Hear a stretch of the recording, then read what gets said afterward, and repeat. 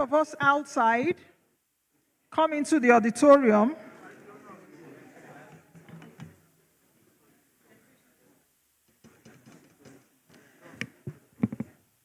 Please, can the ushers tell our delegates that are outside the auditorium to come into the auditorium so that we can begin the next proceeding?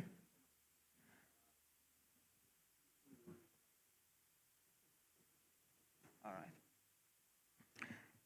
I hope you all had a delightful lunch, just like I did, and an equally enriching tour of the museum. And I hope you're also enjoying the hospitality of the Central Bank of Nigeria. And for those of us that haven't seen the museum before, just seeing it today, I hope it gave you the opportunity to appreciate the remarkable history, the culture, and the heritage on display. They remind us that even while we're here discussing the future, we are discussing AI, we are discussing deeper partnership, it is history that provides that foundation upon which that future is built. Ladies and gentlemen,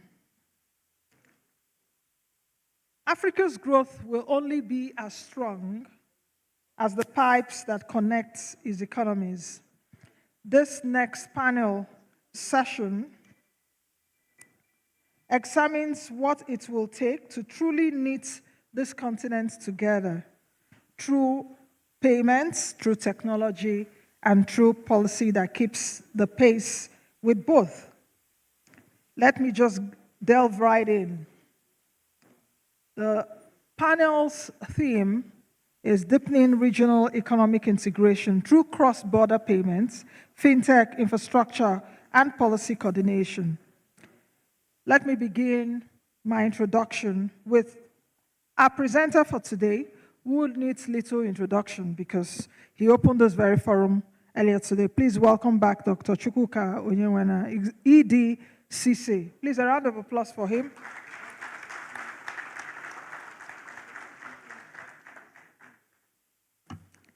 And then the panelists. First, the leading voice on international economic relations from Covenant University. Please welcome Professor Jonathan Aremo.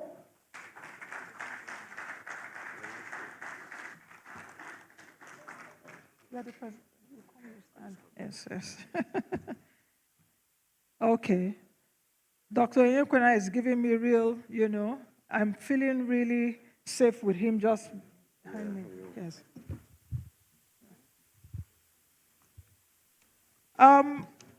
The next panelist oversees Payments Systems Policy Department at the Central Bank of Nigeria, where the future of digital finance is being written. Please welcome Mr. Jimoh Musa Itopa, Director of Payments System Policy Department at the Central Bank of Nigeria.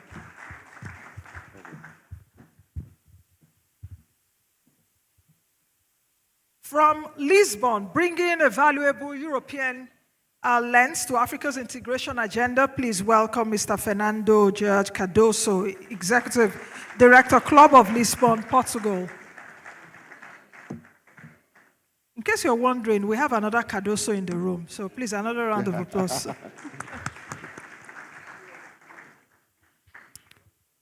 He leads one of Nigeria's most recognizable and fast-growing fintech brands. Please welcome Mr. Chika Reginald Wosu, Chief Executive Officer, PalmPay.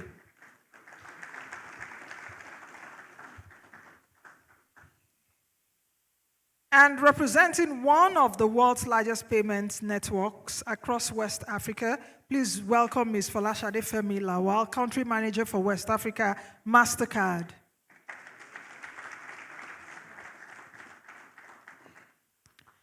Guiding today's conversation is a gentleman who has spent his career at the intersection of trade, research, and continental cooperation. Please welcome our moderator, Professor Yemi Kale, Managing Director and Group Chief Economics, Research and International Cooperation, African Export-Import Bank, that's Afrexim Bank, former Nigerian Bureau of Statistics CEO, and former Statistician General of the Federal Republic of Nigeria. Prof, good to see you and welcome.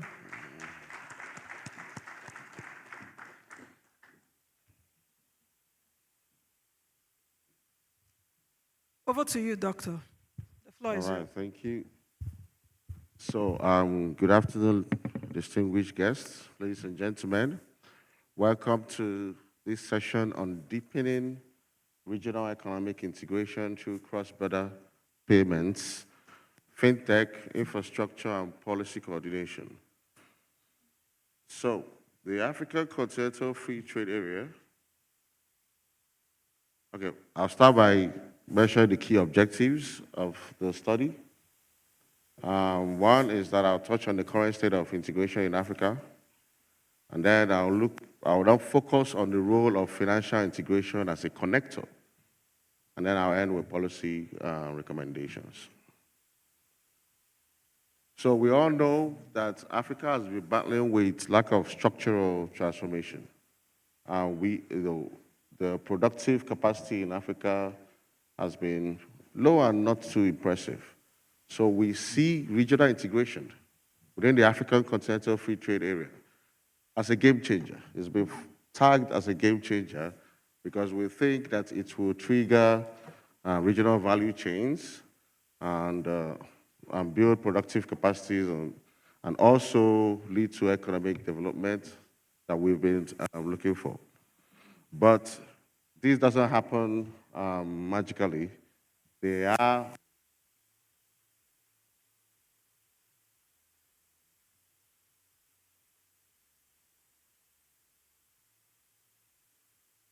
the market,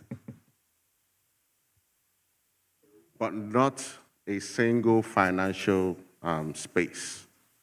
So we need to harmonize payment systems and also to harmonize regulatory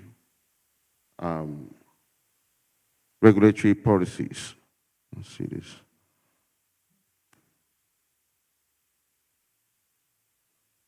Okay. So the goods still face payment barriers. The financial systems are still fragmented. There is lack of digital infrastructure in the continent, and regulatory frameworks are poorly harmonized. So we see the missing link or the missing pillar as digital financial integration. And that is in the form of harmonized payments, digital infrastructure, fintechs, and regulatory harmonization. Why does it matter? As you know, Africa trades less than itself than any other region. Europe has achieved 68% intra-regional trade, Asia at 58%, North America 46%, but we're still battling with 15 to 18% within Africa. But with the African Continental Free Trade Area and the progress with the institutional framework, we see that market access is no longer the issue. But the issue is that the cost and friction of moving money across borders, is now the big challenge. So there's been some progress in making AfCFTA operational. Also, Africa has also been experiencing a digital revolution where financial inclusion has expanded to 58% of adults. There's been mobile money adoption of up to 40% and rapid growth in fintech. However, there are some gaps in cross-border payments, and the interoperability is still far-fetched. So digital infrastructure is still uneven, regulatory harmonization lags, and there are trade costs. There are still high trade costs within Africa. So the core argument is that the progress in one area is constrained by the weakness in others. So this is a map showing, Africa has uneven distribution of infrastructure, digital infrastructure indicators such as access to electricity and broadband internet. You can see the countries on green are the ones with the highest level of both internet penetration and access to electricity. You can see the North African countries of Morocco, Algeria, Libya, Egypt, as well as Botswana and South Africa are the main leaders, while Nigeria is at the medium level of our digital infrastructure measures. So the central thesis is that Africa's integrations challenge is systemic, and digital financial integration is a major challenge.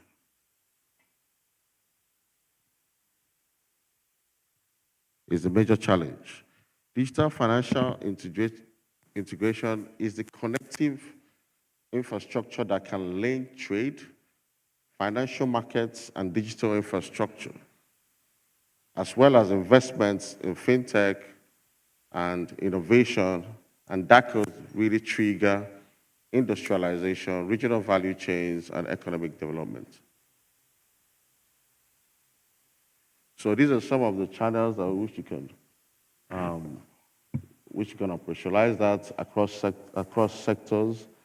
Under trade, digital financial integration can enable seamless border payments, reduce settlement costs, and foster customs clearance.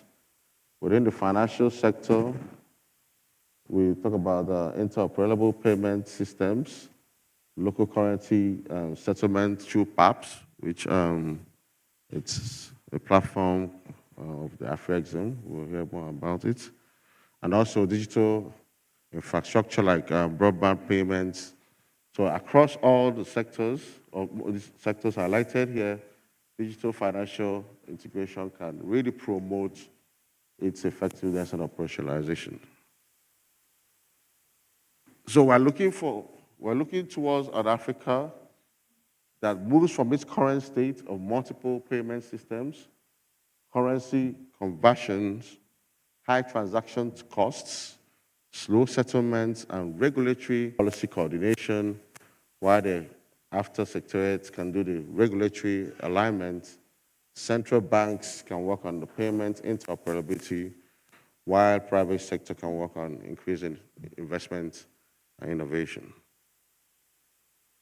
And this is like a roadmap with the short-term goals of expanding PAPs, mid-term of regional regulatory sandboxes, and then the long-term of integrating Africa digital frameworks.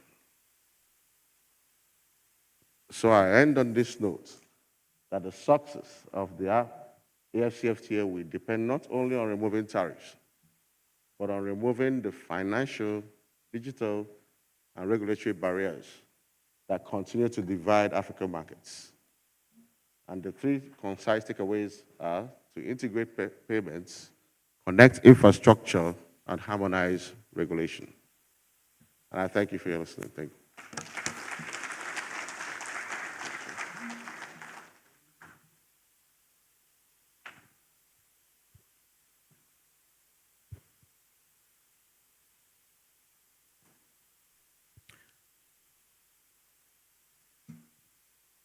Thank you very much, Dr.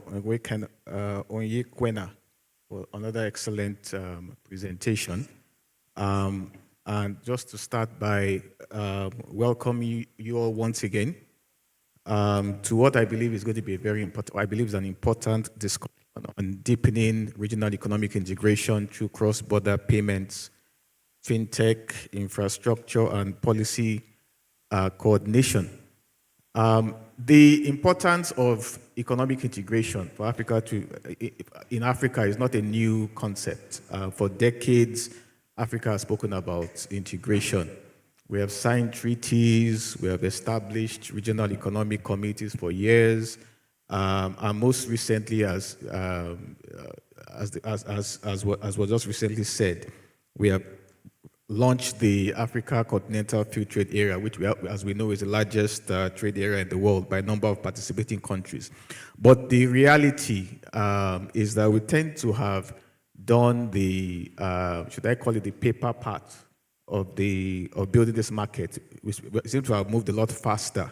You can say building this market on paper faster than we have been able to build the systems that allow that market to function. So as a result, today, a business can legally sell goods across African borders, but often cannot pay or receive payment quickly, cheaply, or even predictably. And also they have difficulties also getting payment or paying in local currency. A truck will find it easier to cross a border faster than a payment. You have situations now, a digital entrepreneur may be able to build a Pan-African platform, but still faces dozens of licensing regimes across various African countries. So this changes the whole conversation around economic integration. Because if the argument is that digital integration has become one of the strongest predictors of regional integration, then it means investments in payment systems, investments in fintech, in digital identity, in broadband infrastructure, and regulatory coordination can no longer be treated across the country as just mere sectoral policies. It means they have become or should become continental economic strategy. But deeper integration, if that's our goal and should be our goal, also introduces new questions. How do we ensure this interoperability without sacrificing sovereignty? The presenter mentioned PAPS. I remember PAPS has been there for quite a lot of time. We're only hearing about it a lot more recently, but PAPS has been in operation for several years. And when we go around different countries, we found that losing sovereignty was an issue. They understood, many of these countries understood the importance, how relevant it was, how valuable it was, but the simple question that was preventing it from being used was countries did not want to give up what they perceived as a loss of their sovereignty. So how do we do this without sacrificing sovereignty? Another question we need to ask, and maybe our panelists should look into, how do we encourage innovation without increasing systemic risk? We know that systemic risk has increased significantly, particularly in recent times. How do we harmonize regulation? Now, I'm making a distinction between the two. There's a difference between an integrated financial ecosystem and 54 digitally connected countries. Most of our countries are digitally connected. You can transfer money across countries currently, but are they connected? And I think the goal should be building an integrated African financial ecosystem rather than just having all the 54 countries digitally connected. That should not be the goal. These questions, to me, have become even more urgent as the global economy today is being reshaped by geopolitical fragmentation, by technological disruption, by supply chain realignment, and growing competition for investment. So in this new world, regional integration is no longer simply about competitiveness like we have been told for many, many years. It is increasingly about resilience. I believe that Africa now has an opportunity to leapfrog traditional integration pathways, not by simply replicating what other regions did decades ago, though, of course, lessons are important, are useful. But I think it's policy, regulation, academia, international corporations, payments, innovation, as well as private sector execution. I want to start by allowing each of our panelists to give their opening intervention, their opening remarks. I would encourage all of our panelists to keep their opening interventions concise, please, less than 5 minutes. I won't want to have to stop you while you are speaking. I will stop you while you are speaking. Those of you that remember me will know I was very controversial as the Asian general. So I will not hesitate to cut you off, like I always did for 10 years when I was at the job. So please keep your remarks concise, straight to the point, so we can conclude this. So we can leave enough time for what I believe is the more valuable part of this session. That's a robust conversation among the panel and, of course, the audience on this topic. Starting with Professor Aremu. Thank you. Good afternoon to each and every one of us. My assignment is to see how we can assist the weaker countries so that they can participate on the cross-border payments. Let me say that there are two cross-border payments that are emerging in Africa. One of them I participate in very well at ECOWAS Commission, and that is ECOWAS Payment and Settlement System. By 2027, our head of state in ECOWAS, they signed that into law, that our single currency, which is ECO we are talking about, will actually come into effect via the payment system.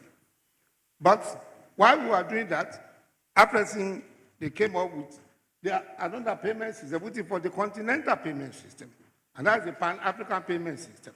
So in the end, these two payment systems is expected to fuse together, in which the regional payment system will fuse into the Pan-African payment system. There are quite a lot of other regional blocks out of the 8 blocks that already have theirs. Now, not going to that history, what is my assignment here? How can weaker countries be able to enjoy cross-border payment, whether it is EPSS for ECOWAS or it is for the continental payment system? There are about 7 points I just want to mention within the time given to me here. Number one, regulatory and legal technical assistance.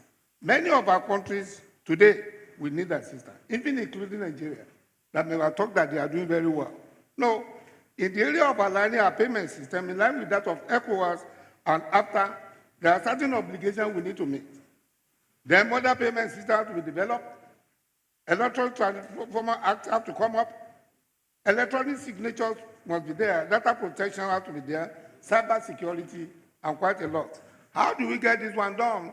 There may be need for technical assistance from World Bank, from Africa Development Bank, from ECOWAS Commission, from AFTA Secretariat, and all other institutions that are development partners.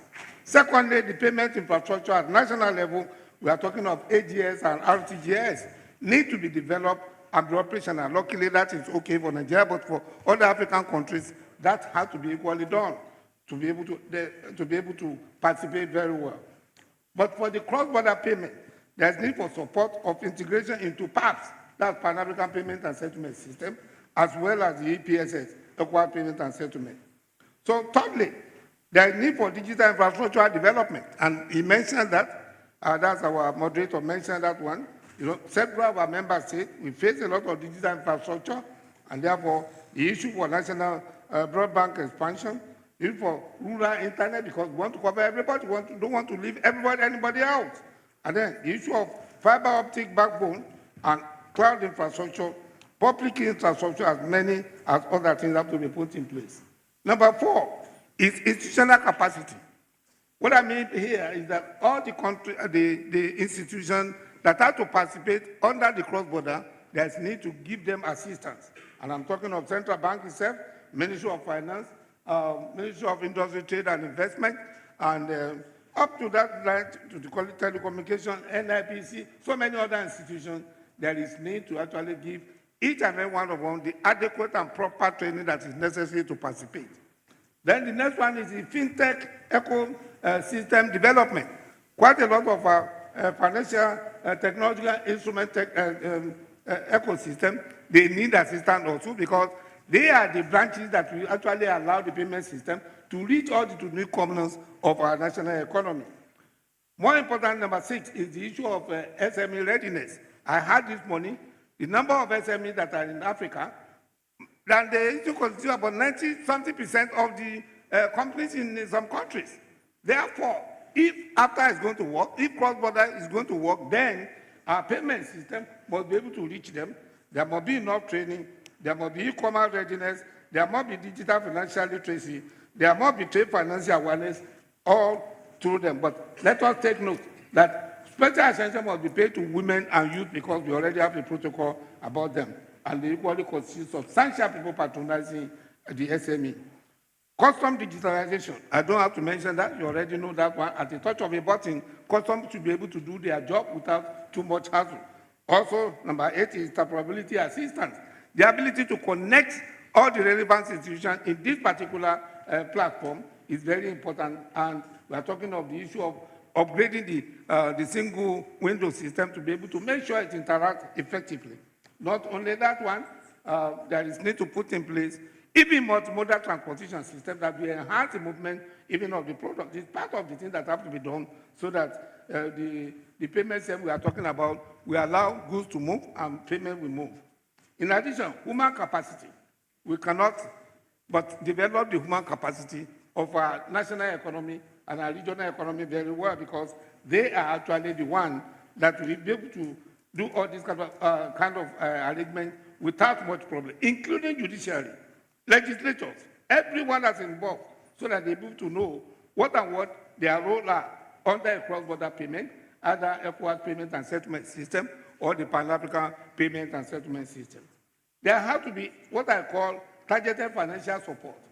You see, there's a lot of financial support that are necessary if all those institutions, all those personalities that have to operate to be able to make sure that the cross-border payment is effective, there may be some assistance. Such assistance can come from African Development Bank Infrastructure Fund, ECOWAS Regional Development Fund, After Adjustment Facility, World Bank Digital Fund Project, IMF Capacity Trust Fund, and quite a lot of others. So if we make ourselves available to all this, I think weaker economy can actually participate very well under the cross-border payment and settlement system. Thank you very much, Prof. That's a very, very long list of. When I was sitting down listening to you, I was a little bit concerned. I mean, if you list all the things that need to be, it sounded more of like a laundry list of what, in particular, Nigeria needs to do. But the truth is, many of the things he identified cut across most of the 54 countries, and they have to do it simultaneously. Even if Nigeria gets its own right and the other countries, they don't. So you can imagine how much work that needs to be done. But thank you very much, Prof, for your opening remarks. I'll move next to Mr. Tokpa for your 5 minutes or less comments, please. Thank you very much. I got down some points from the presentation, which I think is very important for us to discuss. And one of the points that I got is the issue of digital infrastructure that is not even in Africa. It's very important because all the African countries are not operating on equal pedestal. That's very key.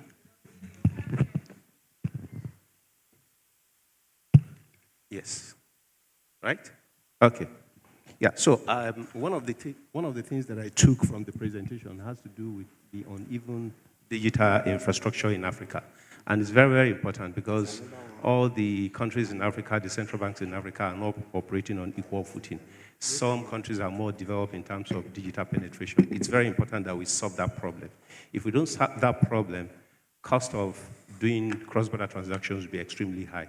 There's another point that he made, which I think is very vital and we should take away from here, and that is to say that Africa trade less with itself. For me, that's a shame. We have all the potentials in Africa.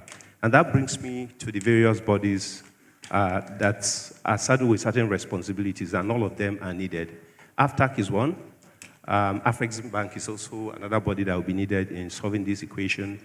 The African Union Committee is also one, and then the regional economic committees. All these 4 entities will be required in trying to solve the problems of digital penetration and economic trade in Africa.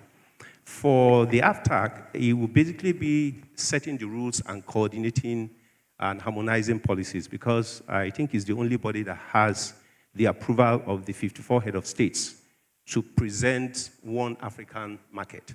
And so it has the impetus to connect and coordinate all the policies within African countries. If, for example, Nigeria has a KYC requirement that is not agreeable to Kenya, Africa has to come in there and make sure that we harmonize our regulations.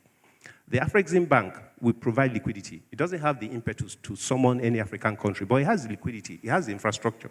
Already it owns PAPS, and it's already operating PAPS. And some of the African countries are already connected. What we just need to do is to latch on that and provide the needed trade infrastructure that we need. Many countries in Africa are already participating actively. The countries that are not participating, that is where Africa has to come in. And in a very subtle manner, mandates that everybody connects. And at the end of the day, we'll be working towards having a single currency.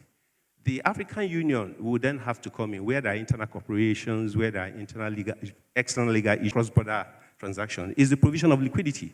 And that is where Afreximbank has to again be reminded that it's going to play a very vital role in ensuring that all African countries are connected to this one infrastructure that will enable African communities to trade with itself, lower cost of transactions, and also guarantee the African sovereignty. Thank you.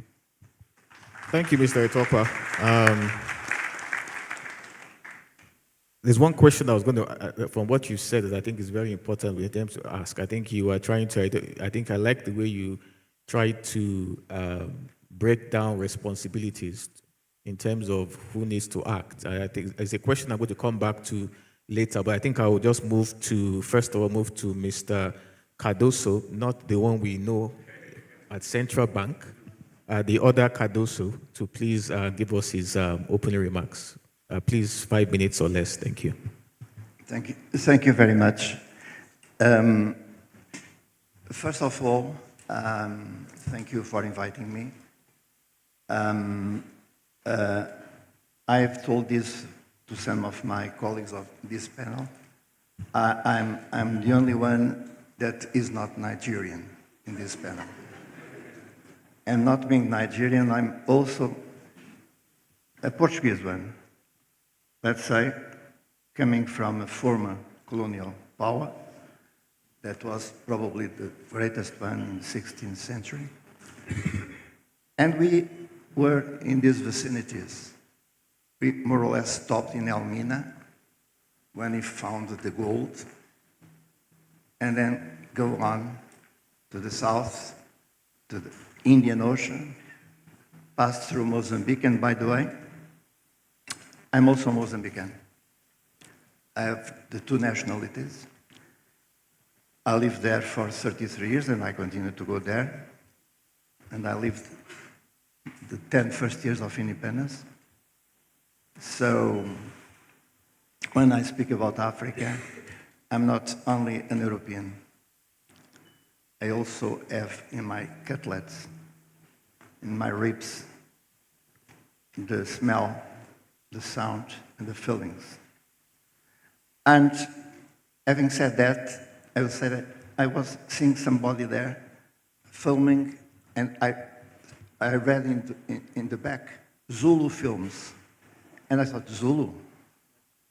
And then I remind me that Zulu are a nation that descends from the Bantu. And the Bantus were originated in southeastern Nigeria and western Cameroon, and gave rise to nations like the Sena in Zimbabwe and Mozambique, the Tsonga in Mozambique, the Xhosa and the Zulus in South Africa, and many others, the Tswanas, and Makuas in Mozambique, which is the greatest ethnic in Mozambique, where I grew. So I said, look, well, I'm Nigerian also. I'm not, of course, I'm not descendant, I'm white. But then we, the Makuas, are Nigerian.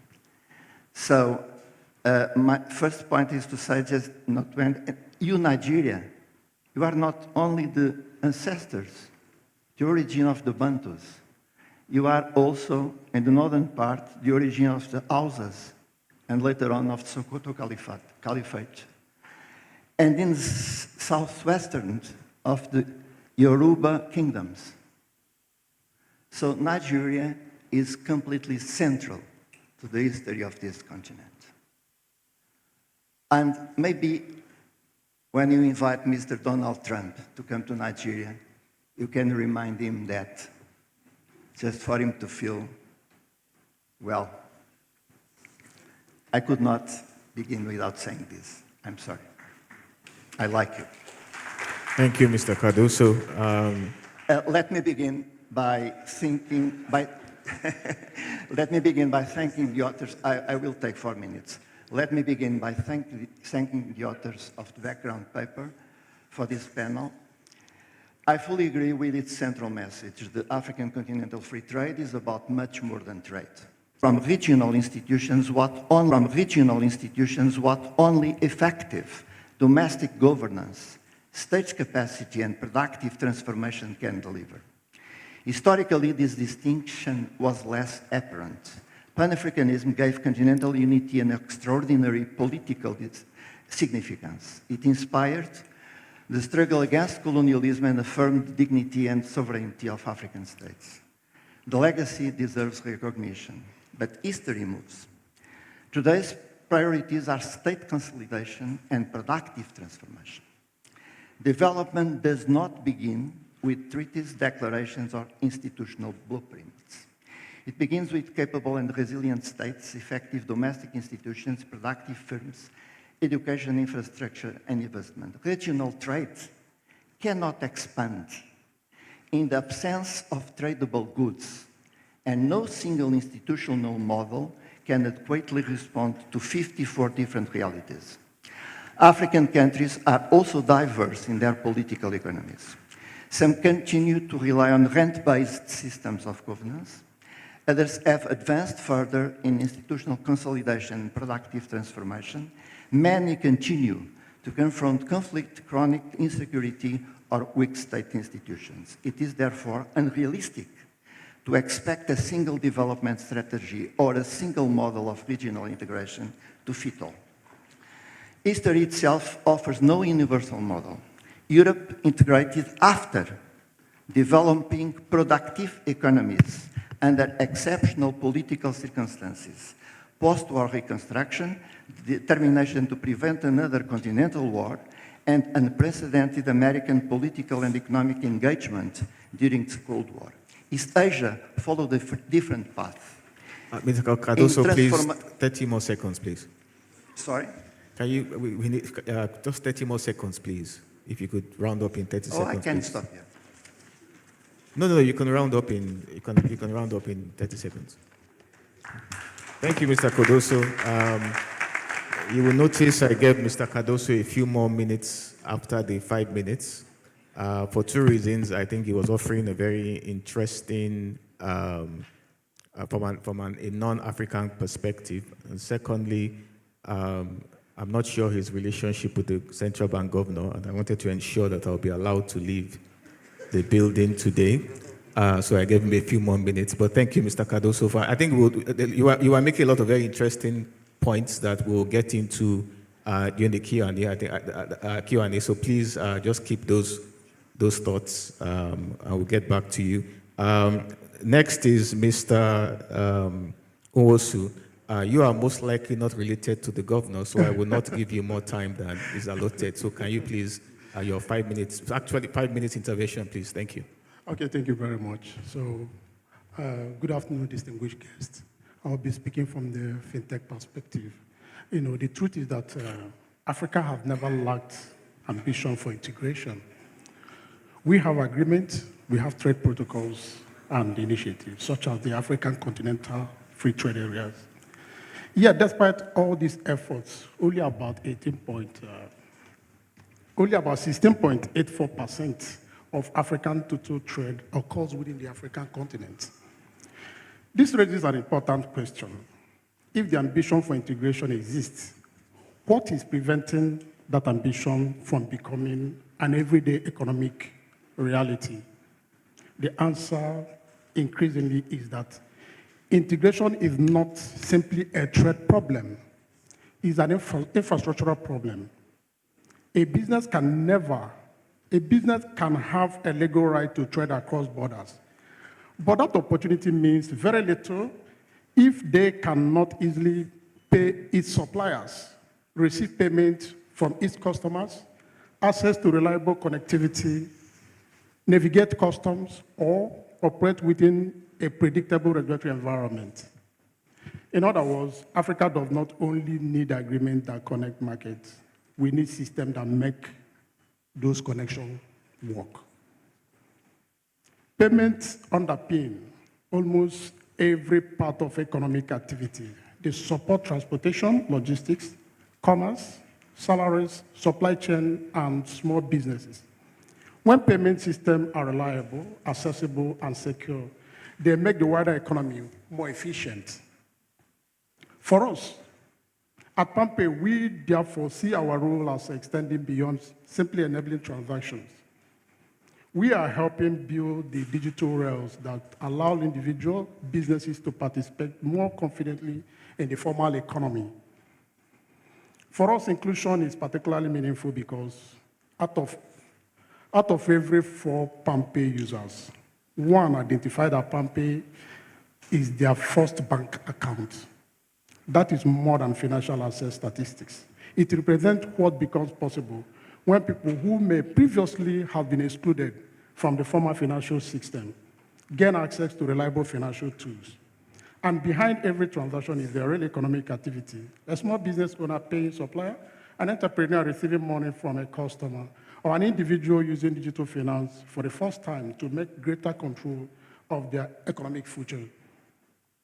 That is why scalable fintech infrastructure supported by digital literacy, agent and merchant networks, and accessible tools has an important role to play in bringing financial services closer to underserved communities, helping small businesses move from cash into digital economy. The next frontier, however, is moving from financial inclusion to financial integration. Africa operates 54 countries, 42 currencies, and more than 30 instant payment systems. The opportunity is therefore not simply to connect more people to financial services, but to connect African market through financial services. Imagine an MSME in Lagos sourcing product from Ghana, or maybe from Kenya, or maybe from Zimbabwe, or any other part of Africa. The real measure of regional integration is that a business can pay its suppliers, receive money, manage currency conversion, and ultimately grow, employ more people, and serve more customers across Africa without unnecessary frictions. As payment system becomes more connected, so do the risk, cybersecurity, threats, fraud, data protection challenges, and digital exclusion. As access expands, protection must also expand. This is why consumer protection, transaction monitoring, identity verification, and cybersecurity cannot be treated as a secondary consideration. They are foundational to future digital finance. As regulatory harmonization is particularly important, this should not mean lowering standard. Quite the opposite. We should work towards common robust standard for KYC, for consumer protections, data governance, financial security, so that consumers and businesses can enjoy the same high level of protection wherever they transact. Ultimately, regional integration should not be measured only by how easily companies can expand across borders. It should be measured by how much easier we make it for Africa business owners to buy, sell, receive payments, grow, create jobs, and improve lives across continents. At PAMPay, we continue to strengthen Nigeria payment infrastructure so that micro, small, medium enterprises and consumers can transact with greater confidence and participate more fully in digital economy. Because Africa's next phase of integration will not be built by agreement alone. It will be built by systems that make those agreements work. Thank you very much. Thank you, Mr. Nwosu. We are running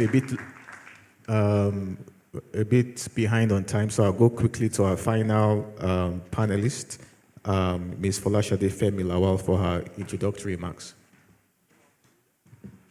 Good afternoon, distinguished ladies and gentlemen. I'll stand on existing protocol. The good thing about being the last speaker is you just collate everybody's contributions and just add yours. But we are blessed to have an esteemed panel of experts. I'll just add 1 or 2 things to layer all that has been contributed today. We have all established the fact that Africa does not have a demand problem. We also don't have a payments problem. because we know Central Bank is doing a great job with that. We have payment system departments and several other departments weighing in. What we need to face is the reality that we are fragmented across Africa. And we must always remember that Africa is the new frontier. Africa is the new gold. The entire world is looking at Africa and what can come out of Africa. And so we can't fail the generation coming after us by paying lip service or just talking about documentation and all of that. We've done that through the years. We have made some progress, but that's not enough. The next generation is looking for us to solve the problem. And the question we're asking ourselves is, what problem are we solving? It is scale.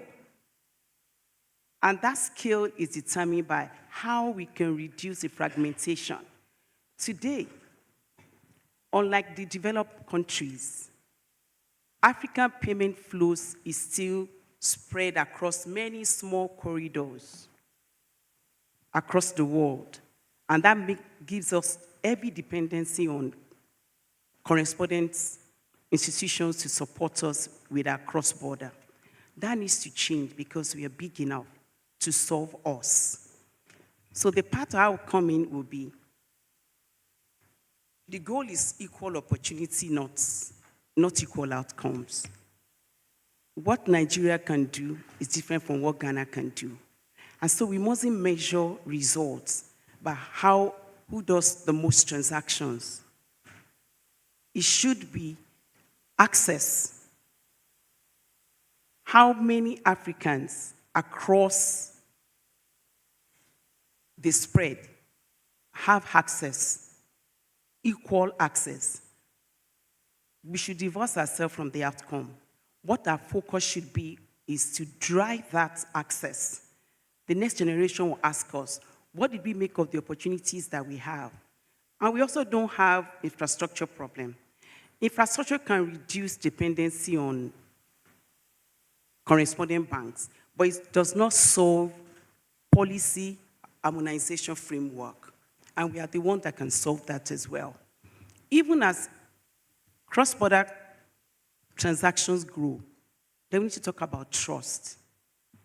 Across the room, we've talked about data flows across Africa.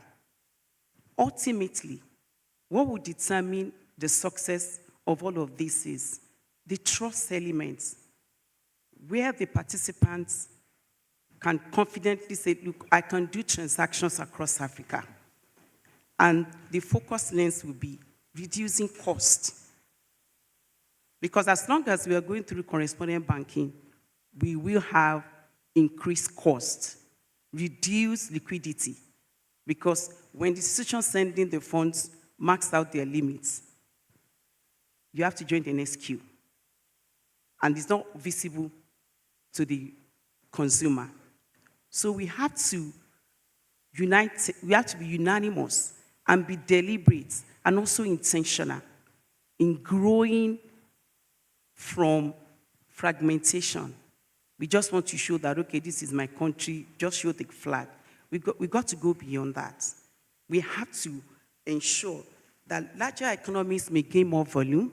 However, the smaller economies that we created through the fragmentation can also gain as much, as long as we create faster settlements, greater access, increased participation in regional and global trade. We cannot look for help from outside Africa. The help is from within us, and that is possible. Thank you. Thank you very much, Mrs. Folashade Femi Lawal, and also to thank all our panelists for their very insightful introductory remarks. I want to start quickly with a question to Professor Aremu. You're a development economist, you're an academic, you regularly advise various government agencies. The paper that was presented argued that Africa's challenge is fundamentally one of systems integration rather than trade integration alone. And I remember in your introductory remarks, you listed a lot of things that you felt needed to be done. My question is, if you're advising African leaders today, where would you say, about that long list of things that need to be done, where would you say, why would you advise them that they need to invest first to have the highest economic returns, the payment infrastructure, digital infrastructure, the training? You listed a lot of things. Which of these would you say should be approached first? In other words, the sequence of the reforms that you think need to be done. Thank you very much, our moderator. You want the priority in terms of investment have to be put into cross-border payment. First and foremost, I make a brief comment before I started identifying those problems and how to solve them, and then do list you mentioned. In ECOWAS Commission, we already envisage a single currency, ECO. But the secondary and primary conditions were difficult, and we let them know that it's going to be difficult. As a consultant of that project, I told them, and then after some time, by 2009, ECOWAS agreed that we are going to go through ECOWAS payment and settlement system. Now, July 2023, all the heads of state agreed that we are going to enter our single currency, ECO, through the payment system. But before that time, have not been able to have their own payment system. We have it, and then we connect all the rest payment system. Now, in terms of individual regs, in ECOWAS, I know our own problem. Our own problem is the one which I identified. There are quite a lot of them. In terms of many of our members said, they are not already having all those technology. So, and one very important thing, which is the last point I mentioned, is that the issue of financing. There's a lot of financial gap to be able to get all those things in place. So I will suggest that our members sit throughout all the 8 regs to make sure that they look into all those things which I mentioned and pay attention to be able to put a lot of investment in them so that there can be interconnection with African is equally working towards. But right now, many of our regs are not actually prepared. There's a lot of investment, and I make mention of all those institutions that have substantial money to be able to get that one done. Thank you. Thank you, Professor Remo. I want to now move to Mr. Cardoso. In your opening remarks, you are giving some very insightful, illuminating examples from other regions in the world that we can learn from in Africa. And I want to use Europe as an example. As a regional integration expert, to get your thoughts on this. Europe's integration journey, from what I understood, teaches us that institutions matter as much as the markets. But from where I sit, I think Africa already has lots of institutions already. We have the AFCFTA Secretariat, we have Afrexim, and by the way, Professor Remo had endorsed Afreximbank twice in the last few minutes. I want to just let you know that that was not a coordinated plan by the two of us. But back to Mr. Cardoso, like I said, we have several other institutions functioning. We have the AFDB, we have Afreximbank, we have the African Union, we have so many regional economic communities, all playing important roles. So we have a lot of institutions already. Do you believe that it is really an institutional, is it a problem of institutional coordination since the institution actually exists, or do you believe that it's still more of a policy challenge? And what governance model would you, from your experience, would you suggest that prevents fragmentation while at the same time respecting national sovereignty, from your experience, how other regions have done this?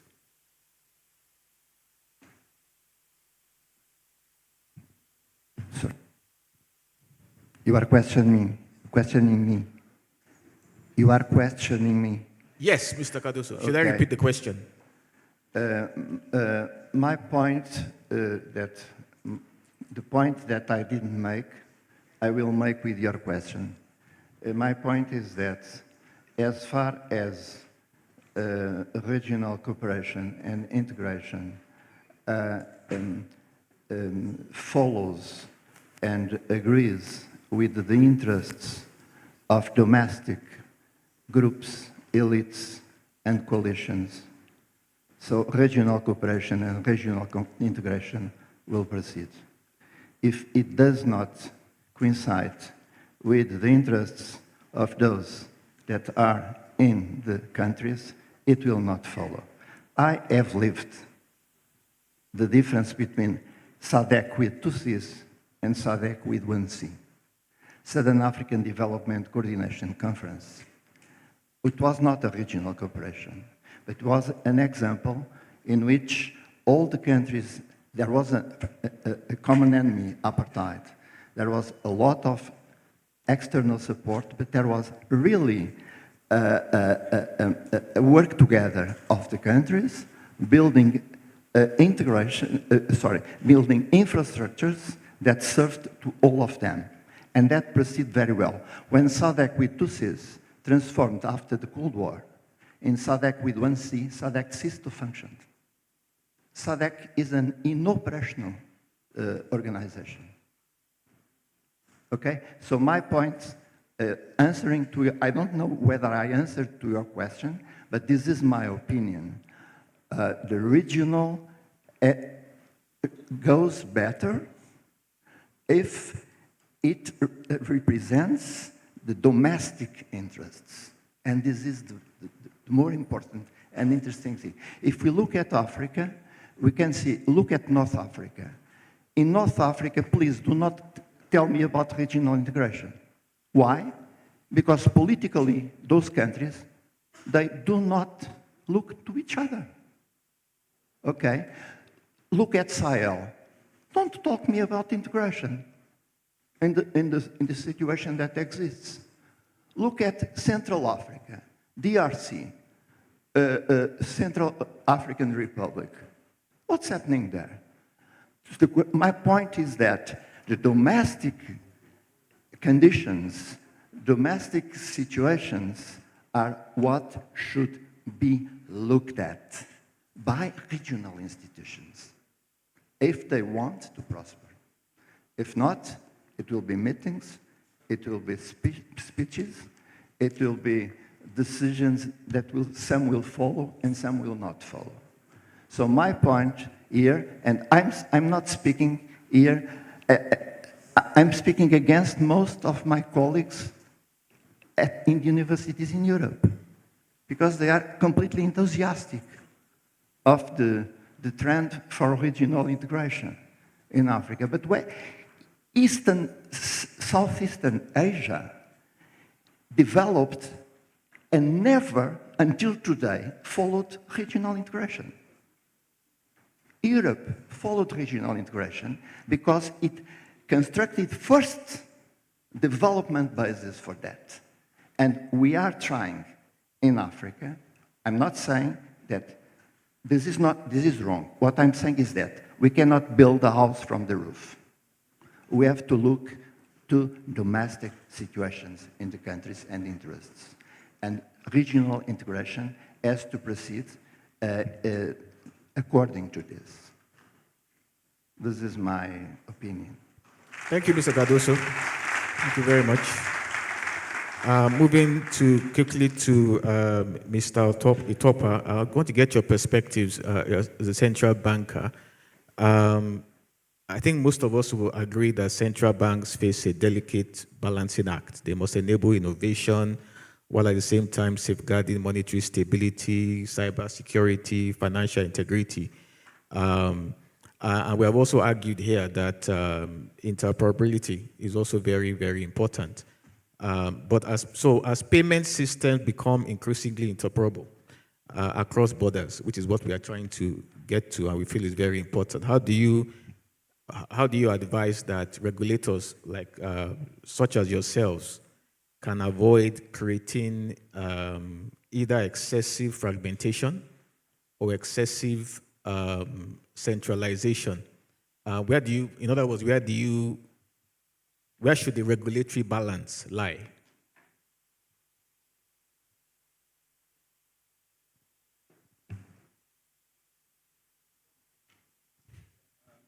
Thank you very much. I had said that for us to progress in Africa, we need to work with purpose. When I made my first remark, I laid out the four entities that I think should be cooperating together. And if those 4 entities don't cooperate together, we may not have the success that we desire. We have a situation today where a Central Bank of Nigeria, for example, is operating on a pedestal that some other African countries cannot connect to. So if you want to integrate the different system payment infrastructure across the region, they must maintain certain minimum requirement. And that's not the situations today. How do we solve this? And that's my concern. The regional economic communities have to come in. For example, ECOWAS. There are 15 countries in ECOWAS.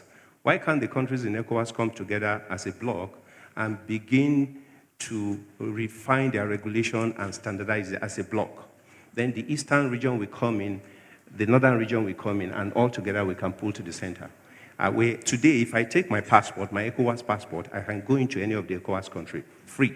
And nobody's unhindered, nobody's going to interrupt me.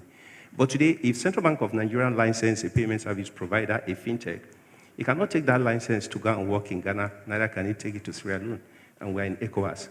So license passporting has to become a major consideration out of this discussion, where once one country has certified that a fintech has met the minimum requirement as agreed by all the bodies within the region, it should be good enough to passport that institution to those countries. Nigeria also will have to come in because we have a very formidable payment infrastructure. We are first in several fronts, in central bank digital currency, in instant payment. We need to handhold some of the other African countries to rev up in terms of their payment infrastructure so that all of us can connect. One of the bane of the PAPS implementation today is because all of us are not operating on equal pedestal, and that is very, very important. So AFTAC as a secretariat has to come in because it has the mandate of all the 54 countries in Africa to direct that certain behaviors happen among the entities that are operating within the Pan-African payment and settlement system. That would just be my final thoughts. Thank you, Mr. Itopa. Mr. Owosu, I think we all agree that fintech has transformed domestic payments across Africa, but the truth is that relatively few of them, relatively few fintech platforms operate seamlessly across multiple African jurisdictions. From an operator's perspective, what would you say is the single biggest obstacle preventing Africa from creating a truly continental digital financial services? In other words, if all African regulators called you today and said that they are prepared to grant you one wish and it to be granted tomorrow, what would you say will move the needle the most? Thank you very much. Firstly, to avoid the two-tier financial specs. Actually, two-tier financial specs means, to avoid two-tier financial specs means ensuring that the digital integration does not favor mostly advanced market or advanced institution or advanced consumers. So, and in order to do this, the first thing to do is to look at creating an access, inclusive access. The integration should not focus mainly on or build around the smartphone or build around the strong internet connectivity, because everybody in Africa don't have access to internet connectivity. Everybody in Africa doesn't have access to smartphone. So we should also look at products like USSD code, using the agent network, merchant network to reach the last mile, those areas where, or maybe people where their income is not too strong, who cannot afford smartphone, and the areas where there is not a lot of internet connectivity. And then the second one is the harmonization of regulation. Different regulatory framework in Africa shouldn't be a barrier to trade in Africa. It shouldn't be a problem. Rather, and secondly, the harmonization too should not be looked at the bringing low the bar. So what we are saying is, in as much as they are harmonized, we are recommending the harmonization of regulation, there should also be safeguard in terms of fraud and other things through KYC, strong KYC process. And then lastly is interoperability. So the interoperability should not be focused on the industry. It should focus mainly on the users. So someone who is maybe in Lagos or maybe in anywhere who wants to do transaction shouldn't have that. Not everybody has the understanding of the payment networks or the regulatory framework of different African countries. So this shouldn't be a problem to them. So the principle is simple. Regional integration should not create fast learn for few and a slow learn for everyone else.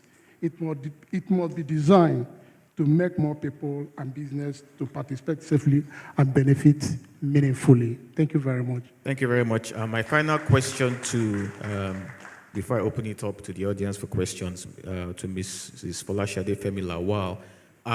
Global payment networks have decades of experience connecting markets across jurisdictions. And as Africa tries to develop its own platforms such as PAPS and so on, while also leveraging global payment infrastructure, how should the continent think about this relationship?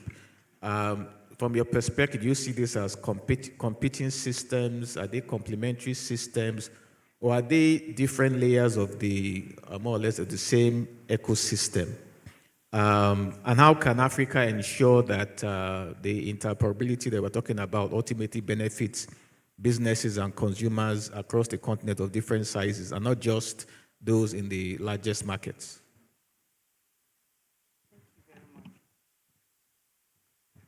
Hello. Okay. Thank you very much. The way I will approach that will be, from Mastercard perspective, our mantra is we empower people and we power economies, and then we build sustainable business where every participant prospers. So the way to extend prosperity across Africa, for the lack of a better word, will continue to be integrated policy framework. We need to harmonize policy framework. We can't overemphasize that. And from a global perspective, what we promise is we will reduce dependency on correspondent banking relationships and also give access to global markets, while recognizing that infrastructure alone is not enough to solve the problem that we have at hand. But we know that you need trusted cross-border data flows. We also come in from that, leveraging our 6 decades of experience across 200 countries and territories. We have connected consumers, businesses, financial institutions, and governments. We work with central bank regulators and ecosystem collaborators, where we can advance interoperable payment system. We can also strengthen resilience through AI-driven fraud intelligence and cybersecurity, and also to support a digital economy, where we can match innovation with trust. And most recently, just last month, our global CEO was in Nigeria and across Africa, where we launched this Africa Cybersecurity Center of Excellence to reflect that commitment, because we recognize that as cross-border commerce grows, we must strengthen cyber resilience, which is one of the biggest elephants in the room facing us as ecosystem, as industry. We need to deal with that. And we are available to share that expertise and also to help safeguard the integrity of Africa's digital economy. Because ultimately, the regional integration we've been emphasizing will be measured by how confidently businesses can participate in the opportunities, faster and more connected payment creation. And because if we work across the aisle to build trusted and interoperable and inclusive financial infrastructure, we will do more than facilitate transaction. We will unlock trade, strengthen competitiveness, and create shared prosperity across Africa. So we won't talk about whether it is fair or not. It's actually transparent across. Thank you. Thank you very much for your Once again, I want to I think we should give a round of applause to all our panelists for their they excellently answered all the questions. I think we have a few more minutes for questions to the audience. We have 4 roles, and to make it more efficient and scientific, I think I'll go from role to role. I'm going to ask one question for every role, so please raise up your hand. I want to encourage you to ask your questions directly, as short as possible. Please, no statement, just go straight to your question, and also indicate which of our panelists you are directing that question to. I'll start with the first role to my left. Yes, please. Thank you very much. My name is Professor Aliu Rafindade Sanusi, Ahmadu Bello University, Zaria. You see, I think there is something we also need to think and ponder about whenever we're seeking cooperation such as this. Greater interoperability, for instance, in the case of this integration, is what appears to be what we want, or we're asking for. However, it comes with some, let me say, revenue loss, maybe in the form of payment gateway fees for centers that are already established, financial centers. So asking for this integration without deliberately having incentive embedded in it, it may go much as the other corporations that are dragging too long to be practically operational. Thank you very much. Thank you very much. I think that was that was a perspective. Thank you for adding to the discussion. Can I just ask you just a quick question?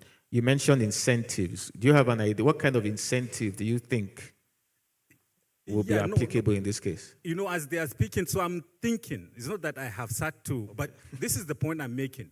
For instance, South Africa, Nigeria already have, some revenue.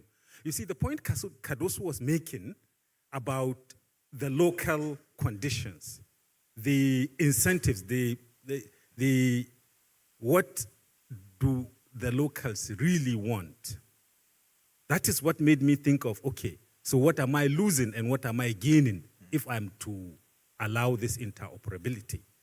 So that's what I'm thinking. Okay, thank you. I think that's for us to think about, yeah? Yes, I think that's more to a question to Dr. Onyewe Kwena.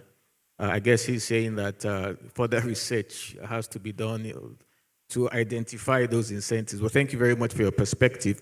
Any questions on the second row? Yes, please.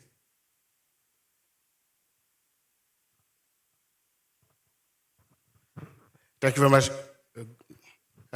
Thank you. I thank the panel and the organizer to invite me here in Nigeria, this lovely country. I'm Dr. Bakari Samba, the president of the Timbuktu Institute African Center for Peace Studies, based in Dakar, Bamako, and Niamey, working in several issues like security and integration. Okay, I think that is a good place for me, and I have an opportunity, as an ECOWAS citizen, hearing about the upcoming common currency in our space, in our political regional space, as we are also in Nigeria. Do you think that it is a good news for regional integration? And what will be the prospect from your perspective, from your perspective and your understanding for this new currency? It will be a good opportunity to facilitate regional integration and also to develop the fintech. I would love to hear from you, as also we are in the Central Bank of Nigeria. Sorry, who are you directing the question to Mr. Itopa from Central Bank? Who are you directing that question to? Who would you like to? Yes. Okay, you want me to open it? Is there any member? Preferably to some people from the Central Bank of Nigeria. Okay, Mr. Itopa, Yes, I think you have been nominated, and I think Mr. Professor Ramon was the new also currency and the perspective, the prospect for our region. Mr. Itopa, thank you. Please go ahead. Can you please repeat the question? I think panelists did not Sorry? Okay. If you don't mind, sir, can you please repeat the question? I don't think it was loud enough for the panelists. As we are discussing fintech, regional integration, and trade in the region, and as an ECOWAS citizen, I hear about this new currency which will be launched next year from the news I heard. What do you think that it would be a good opportunity for our region, and technically and practically, as in the region we have different currency, we have the franc CFA, we have also the Naira in Nigeria, we have the CD in Ghana. What will be, what do you think about this integration? It will be something easy, or it is, we have some relevant stake also? Or I think what I'm hearing, and correct me if I'm wrong, is how realistic regional integration in the financial integration in the Francophone area. I think that's what I heard. Am I correct? No, I'm not. We were talking about the ECO, the new currency of ECOWAS. Oh, the new currency of ECOWAS. Yes. Whether it is and practical. You are talking about fintech. I see. Okay. What are the prospects for our can you region give the and for our integration? Thank you.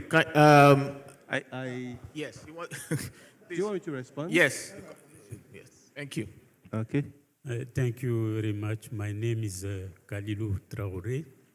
I'm the ambassador of Côte d'Ivoire to Nigeria.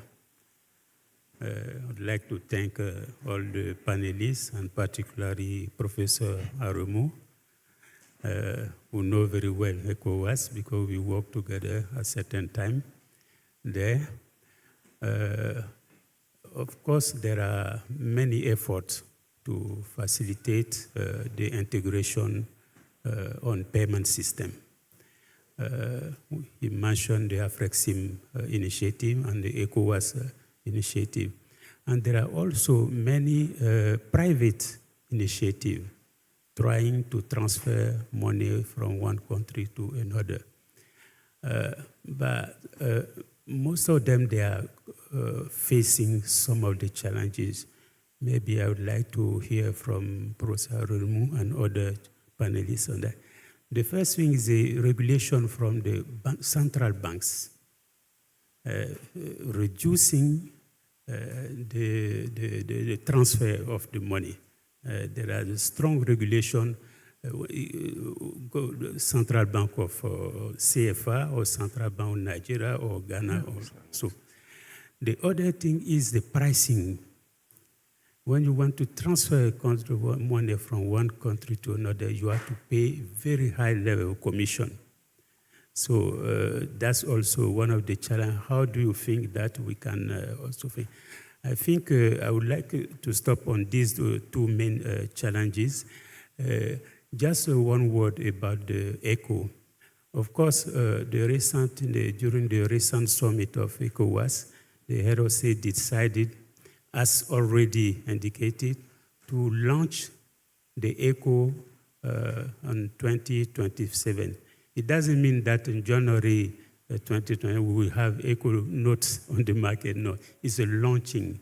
And then there is a full process that can take some time, even some years, before we can see the notes on your wallet.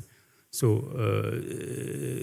the ECO may resolve many of these problems because there is a regional committee of central bank governors who have to address different issues when it comes to the rate, when it comes to the headquarters of the central bank, when it comes to even macroeconomic convergence criteria, and many things also have to be done that are not yet done.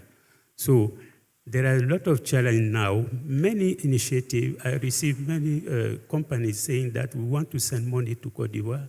We already have the infrastructure and it's working, but the price is very high. So how do you think we can manage this kind of challenge? Thank you. Thank you very much, Ambassador, for your intervention. I think many of us might already realize that Ambassador Traoré was the former commissioner that was in charge of the ECOWAS payment system. So we thank you, sir, for your first-hand expertise and your knowledge. Thank you for your insights.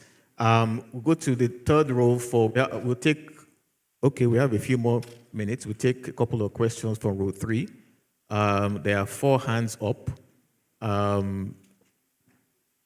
Okay, can we start with the one at the farthest row, please? Thank you. Dr. Ndunwokolo from Nestia. So first, I have to say big thank you to Dr. Cardoso for bringing the issue of strong and effective state into the discussion, which I felt was missing. Again, my question is around the issue of Afro-nationalism, terrorism, and all kinds of insurgency that we're witnessing. So are we looking at a situation where this deepening of cross-border trade or cooperation is only among big corporations and it's all about services? What about trade that has to do with moving of goods and informal trading? And when you look at all these things and you do not consider the issue of insecurity and policing within these countries, then we are just discussing one aspect, because I do not think that fintech alone can do it. It's not a standalone, it's holistic. So we need to bring a political analysis, political economy analysis into this whole discussion for us to understand how this will work and how we can move it forward. Thank you.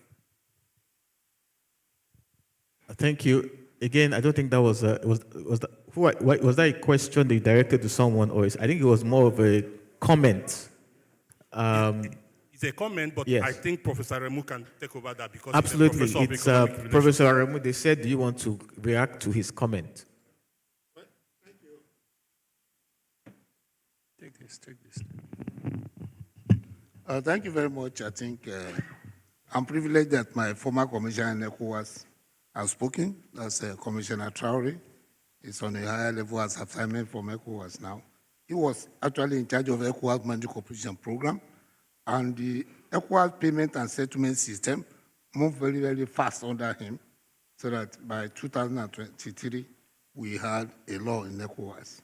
But back to your question on the issue of the various crises we have in ECOWAS.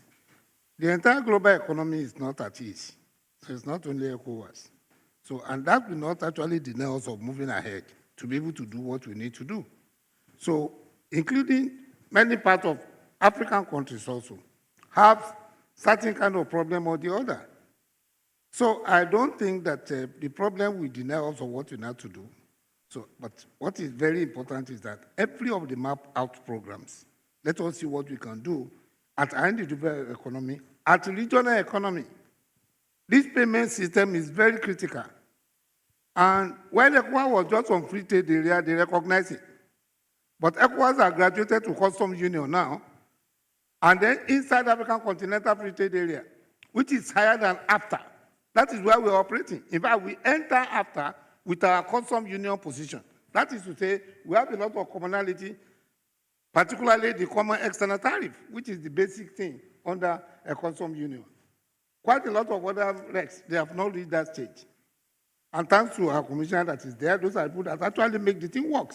So what I'm saying as much as possible is that what we have actually achieved, let us use the continental payment system to be able to raise this higher. But again, we should not actually subject our ECOWAS Monetary Cooperation Program to the continental level alone. Because if we say, oh, perhaps they're already coming in, and then we forget our own something, are we saying that what our head of state can no longer work? So as much as possible, the various monetary policies are an object of Central Bank of Nigeria Research Department. I retired from here, so I'm back home. So the various things that we need to do is to make sure that our national domestic policy is fused into the regional programs, and then the regional program goes into the continental. When you open everything to the continental, anything that happens there will not affect your own domestic economy. So as much as possible, whether it is regional crisis happening here and there, it's not enough to stop us from moving ahead. Thank you. Thank you, Professor Aremu. Can we go to the next row? We have a gentleman in Sorry, before we go to the gentleman in white on this roll, in the interest of gender balancing, we'll go back to row 2. Okay, we have, please, yes. Okay, thank you. Lourdes Casanova from Cornell University. If we look at the world, we see for mobile payments, we see Brazil with Pix, launched by the central bank, really successful. India, UPI, the digital public infrastructure. And China, strangely enough, dominated by 2 private companies, WeChat and Alipay. My question for the gentleman from PalmPay, why so much fragmentation in Africa? Here in Nigeria, similar market as Brazil, you have PalmPay, OPay, Flutterware, JumiaPay, etc., etc. So why so many? And will this be good for the country? So if in one country you have so many, some of you are in Tanzania, which other country you are besides, in 2 countries only, no? So then how are we going to go from this fragmentation to digital payments across the continent? Thank you, that's an excellent question. Yes, Mr. Amosu.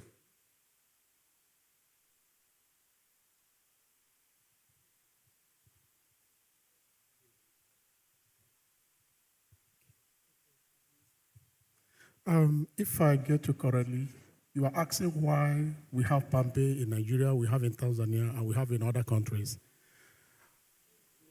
Okay.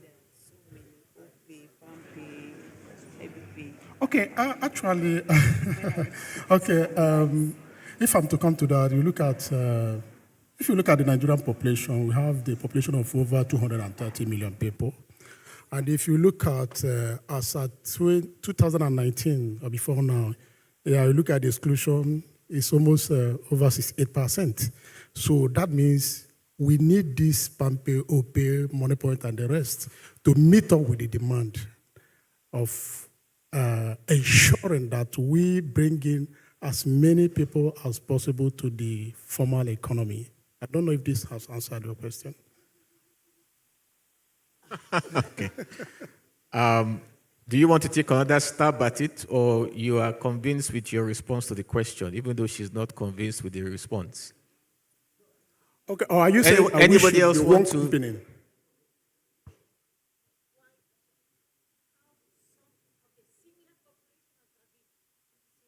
Nigeria, similar population as Brazil. Okay, huh? Yeah. Brazil, 1. Pix. China, huge. 2. WeChat Pay, Alipay. India, mainly UPI. Huge population. Why so much fragmentation here in Nigeria? And will this fragmentation be conducive to integration of mobile payments in the region? I think Mr. Etokwa from Central Bank wants to attempt to answer that question. I thought he was going to say, I didn't license myself, Central Bank did. And that would have solved it. Yes. I think you are doing, the comparison isn't right. You are comparing mobile money operators to a central switch. The PIGS, the UPL in India, and our national central switch operated by NIPS. These are the ones that you should compare. PalmPay is a mobile money operator providing e-money to the Nigerian citizens to operate wallet. So that would have been a different comparison. So we have some of these operators in different categories. We have mobile money operators. We have people that provide switching and processing. And the mandate is to provide digital financial services to the nooks and crannies of this country where you don't have branch presence. We have situations where banks are closing their outlets. They are not present in the nooks and crannies of the country. We came out with mobile money operation for them to provide wallet services at a very lowered KYC requirement. That was the reason why we licensed, I think, about 18 mobile money operators to operate in the country. So it was intentional for Central Bank to ensure that we license more operators so they can go into the nooks and crannies to promote and deepen our financial inclusion requirement. I think she seems a lot more satisfied this time. I'll go back to row one. I think I saw two. Again, I'm trying to be two of our women. Yes, please. I'll come back to row 4 and 5. I just want to take Thank a you couple so of much. questions. I'm also bringing this question to the attention of the Director of Payment System. As Africa seeks to deepen regional integration through cross-border payments, like the fintech, infrastructure, and policy coordination, could a reimagined barter system supported by digital platform like blockchain and AI serve as a complementary mechanism for expanding intra-African trade, particularly when you think of the fact that for SMEs, most of them are facing foreign exchange and payment constraints. Thank you. Again, that's more of a comment. Sorry, who was the question directed to? Director Payment System. I wanted to know. Please, Mr. Tokpa, please. Thank you very much. I guess. Thank you. It's Bank of Nigeria. This is a technology that is being explored, and the Central Bank of Nigeria is actually promoting it. Now, the entrepreneurs are promoting technologies that runs on blockchain. About 3-4 years ago, we launched our eNaira, the central bank digital currency. Is also on blockchain. There are so many applications today in Nigeria provided by banks and fintechs that leverage AI, customer services, and all of that. So these technologies are being supported by the country. Let me say the country because the central bank doesn't regulate technology. Science and Technology Ministry will actually do the regulations. But once you put financial services on top of this technology, then central bank is interested to see the risk inherent in those technologies. So today, as we speak, we have some of our payment infrastructure that is running on blockchain and on AI. And PAPS already has a template, in fact, a roadmap of how it will migrate its entire payment infrastructure on blockchain. And just like you rightly observed, this will create a lot of stability and prevention of losses through data breaches and all of that. So it's a technology that is welcomed by central bank, and I know it's being promoted by PAPS too. I hope that answers your question. Thank you, Mr. Tokpa. One more question on that row before we move it. Yes, please. Thank you very much. My name is Aziz Mlima from Tanzania. My question is directed to the Central Bank of Nigeria. Regarding the single currency for West African countries, ECOWAS, you have quite a number of central banks which are running separate monetary policies. How are you going to consolidate the single currency monetary policy while you have different systems, different countries operating their fiscal policies and monetary policies for each country? Thank you. Well, I guess that's where the regional economic communities would have to come in. Like in my presentation, I mentioned that we have different blocks. We have the ECOWAS, we have the COMESA, we have the CSABR, and all of that. For ECOWAS, for example, it's very easy for us to do it. We have about 15 countries in ECOWAS, and we are already cooperating. What we just need to do is to handhold one another so that we can come onto a technical level that is good enough for us to interoperate. We can do this. What PAPS has done is what we are going to miniaturize to our regional level. There is already a project called ECHO, setting up a West African currency called ECHO. And it's very easy. Today, if I take my Naira to Ghana, Ghana takes my Naira and they give me the cedi equivalent. So there is already an exchange rate. But dollar is not involved. And that's basically what we are trying to achieve, that I should be able to buy goods and services from someone in Ghana, and someone in Ghana should also be able to buy something from Nigeria using its cedis. And that's why the importance of this single currency within the ECO region is very, very important. If we do that, then the pressure on our various, each country reserve would come down, because you don't have to depend on that to settle inter-regional trades. So it's ongoing. I don't have the update in terms of where we are now, but I know it's something that has been considered. And just like everyone said, if we start at regional level, we'll be able to quickly ramp up to the international level. So I will support that ECOWAS solves its own problem, and then we connect to the intercontinental level. Thank you. Thank you, Mr. Klowa. Professor Remy wanted to add something to that very quickly. Just a little addition that, to that question. ECOWAS have its monetary cooperation program, right? Initially, it was to be implemented under primary and secondary conditions.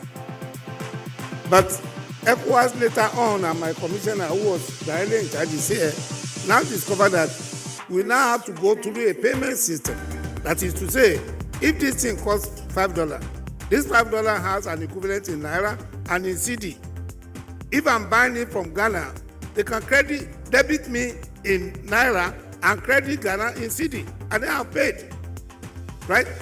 No, it's $5, but it's not equivalent in those two currencies. That is the essence of payment system.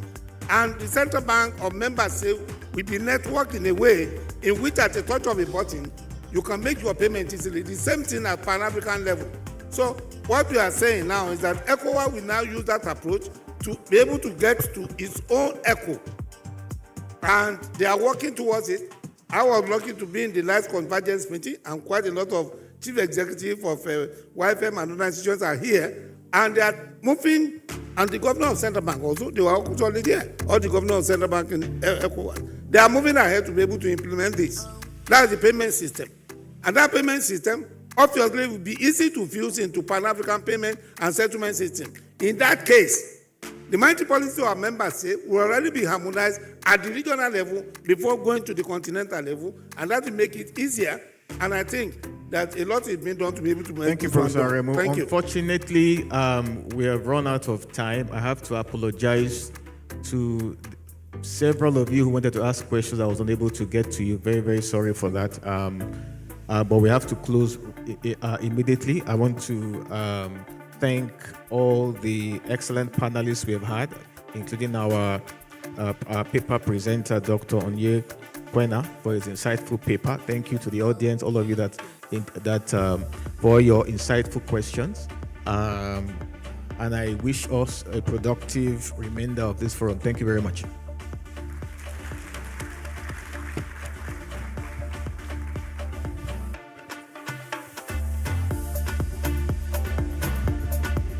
Thank you very much, Professor Yemi Kale. While the pleasantries are ongoing, please, I would like to invite you to take a step over to this way for a photograph session. Yes, please wait. This way, thank you. Is this place okay for the pictures? Okay, good. All right. Since the photographers have spoken,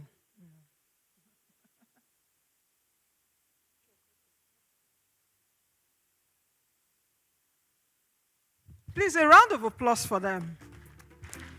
What an insightful session. I took down a lot of notes. I was hearing a lot of things. Certain behaviors should happen. Fast lane for the few and slow lane for the others. Harmonization of policy frameworks. Infrastructure is not a single currency. And let's also remind our audience, for those that don't know, the Central Bank of Nigeria has what it calls the PSV 2028, the Payment System Vision 2028. Please, a round of applause for them.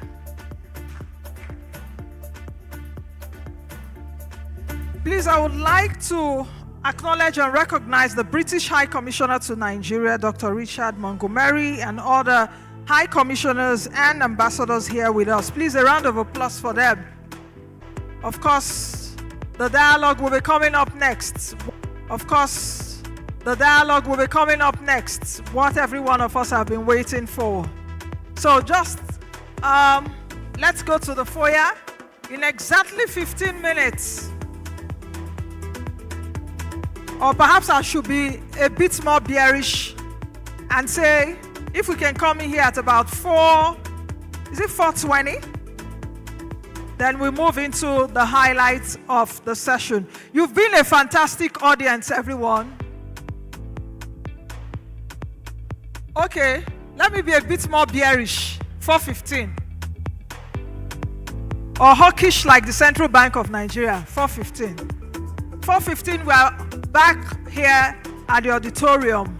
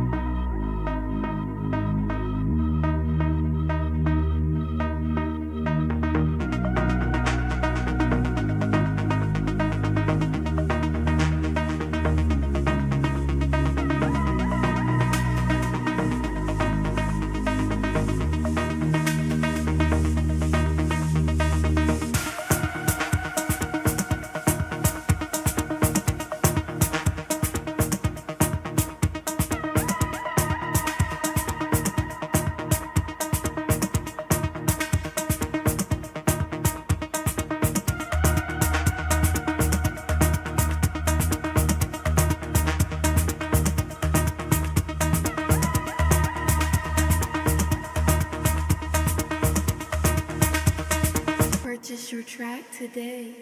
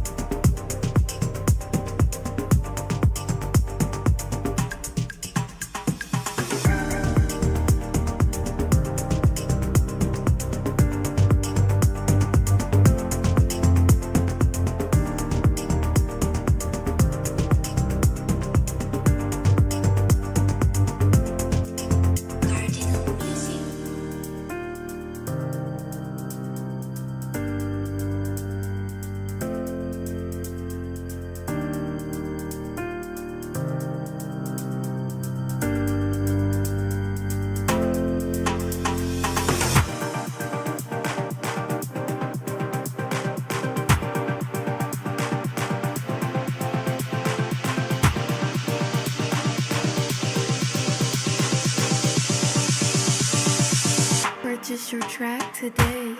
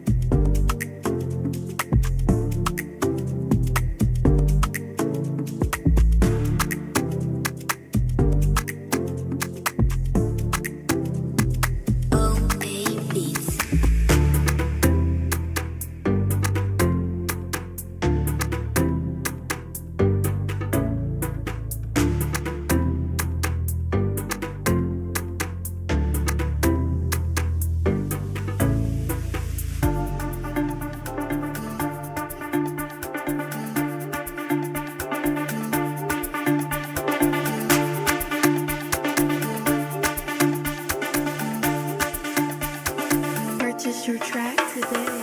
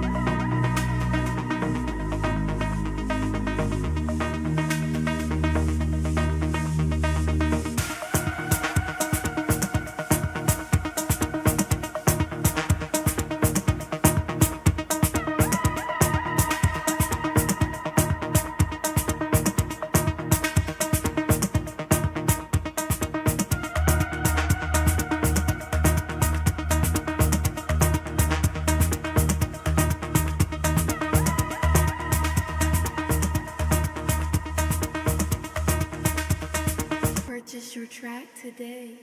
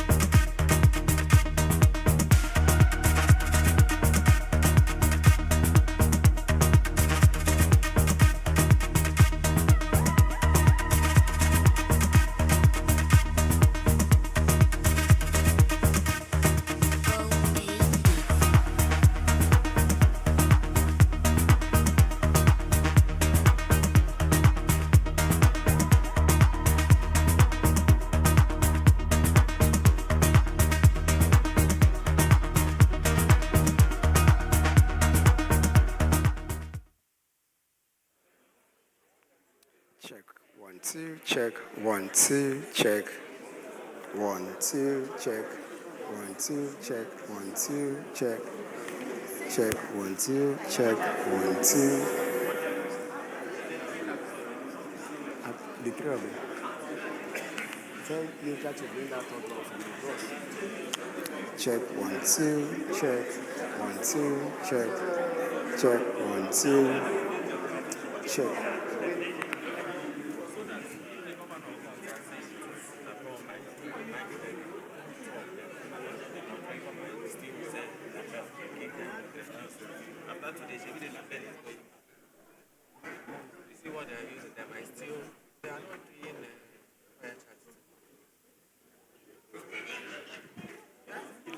Check mic 2, check mic 2, 2, 2, check 1 2, 2, check.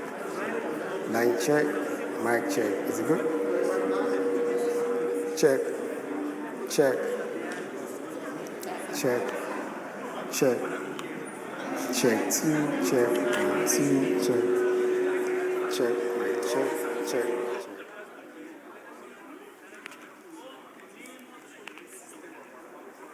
Check, check, check, check. No, that's in case he wants to use this. Yeah, tune it in. Check, 1 2, check.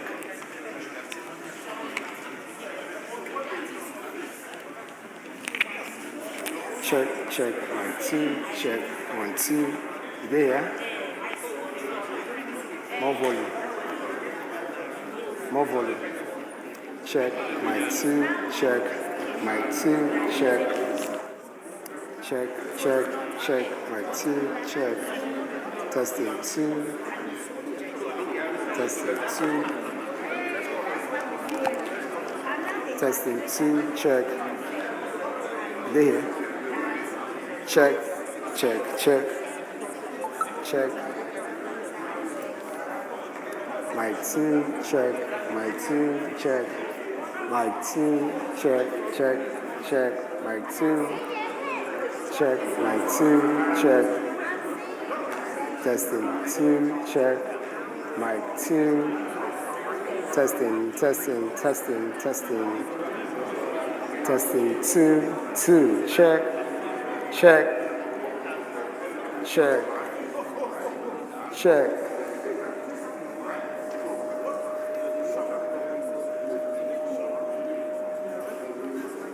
Check, check, check, check, check, check, check, check, check, check, 2, check, mic 2, check, check,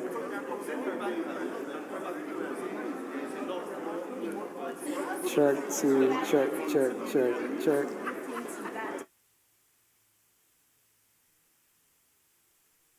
Two. Yeah, check. 2. check 2.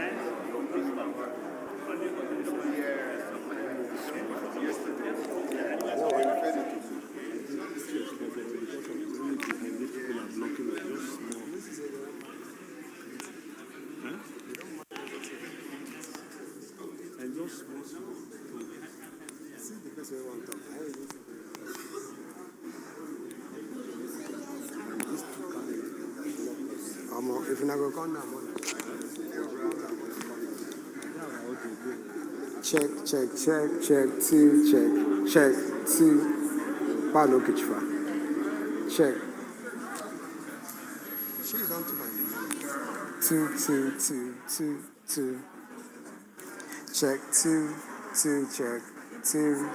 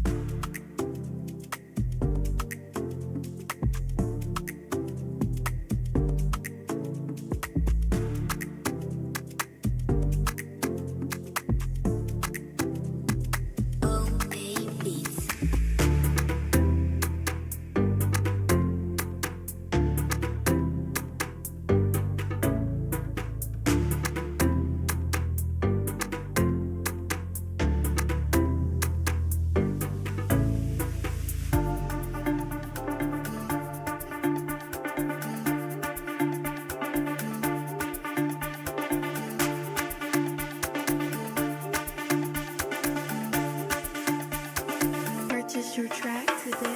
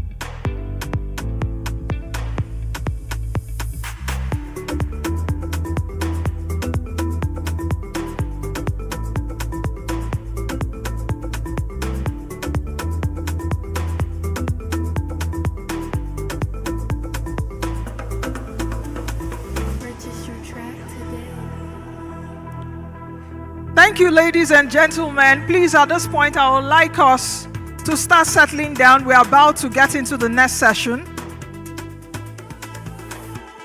Please, can everyone outside come into the auditorium and start settling down?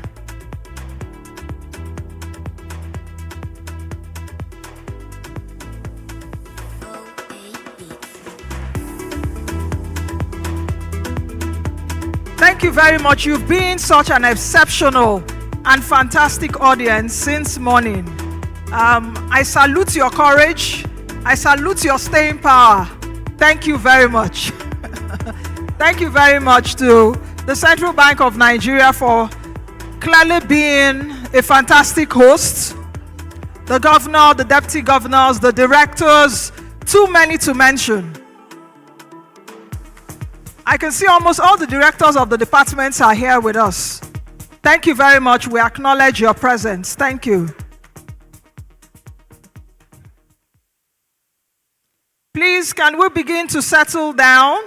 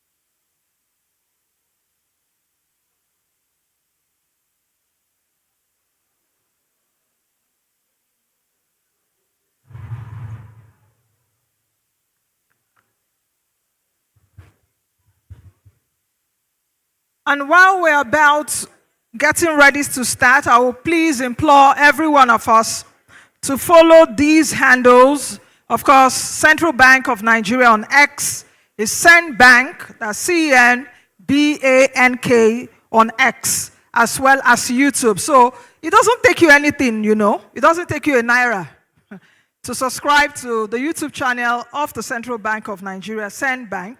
That's the handle on X and YouTube. Central Bank NG on Instagram and Facebook. And of course, the website of the Central Bank of Nigeria, www.cbn.gov.ng, for all insights on weather rates, whatever it is, you get it on the website of the Central Bank. Please also follow, yes, you can also take a look at www.emergingmarketsforum.org. That's the website of the Emerging Markets Forum. And for CC _Afrique on X. So please, on your device right now, you can follow these handles and begin to interact. If you've taken a selfie of yourself, you can post, hashtag them. Thank you very much.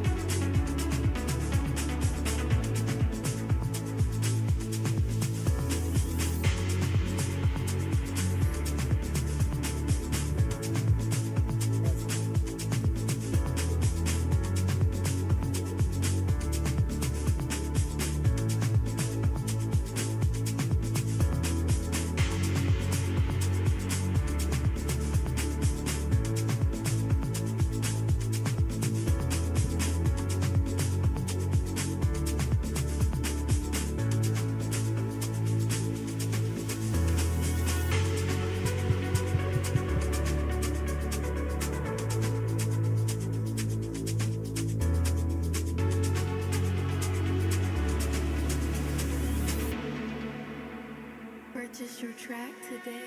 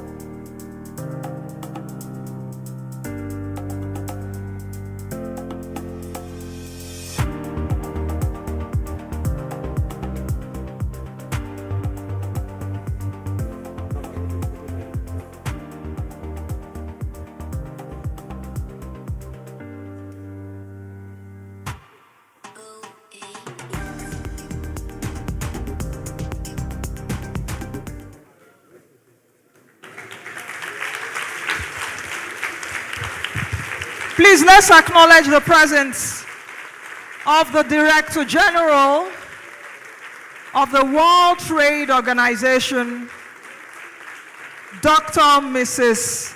Ngozi Okonjo-Iweala, GCON.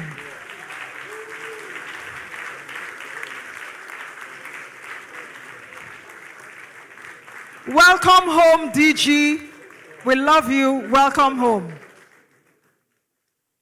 And please also acknowledge the presence again of the Governor of the Central Bank of Nigeria, Mr. Olayemi Cardoso. Thank you very much, sir.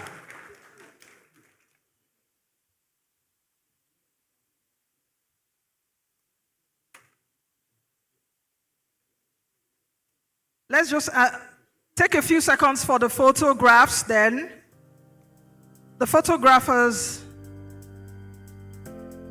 Yes. Thank you very much, Madam DG, for honoring us with your presence. Thank you very much, ma'am.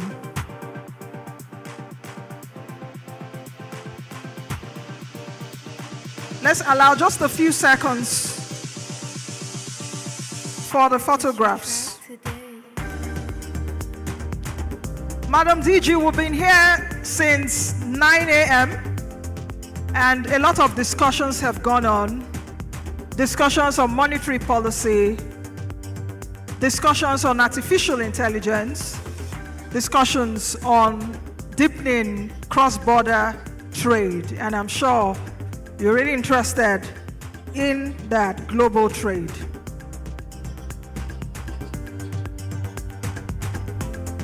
Photographers, do we have our photos now? So that we can give way for the next session to start. Distinguished ladies and gentlemen,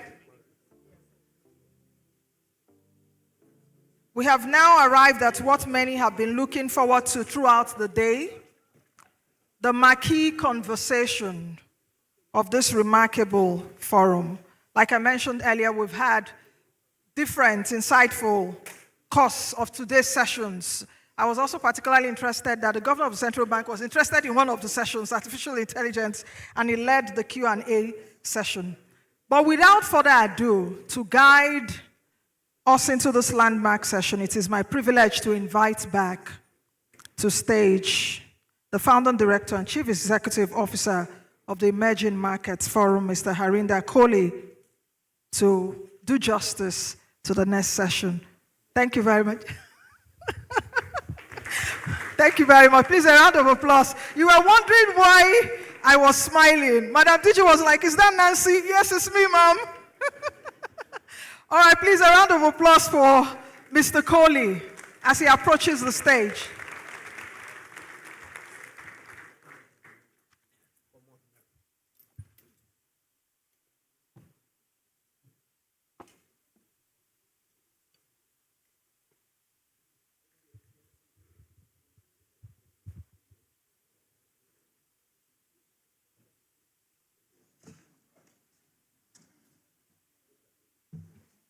Good afternoon. The hall is full again, and I'm sure you're not here to see me, so I'll spend just a... So as they say, this is the main course, this session, or the highlight of our forum. And I have a very simple job, which is to introduce or reintroduce the leading economic leader of Nigeria, our host, the governor of the Central Bank of Nigeria, which I'll do in a minute. No, actually in 20 minutes or so from now. Who needs no introduction? So that's a very simple job. An even simpler job is to introduce a daughter a well-known daughter of Nigeria who grew up with me in the World Bank when we were a little younger, whom I got to know when she was a young professional in Washington.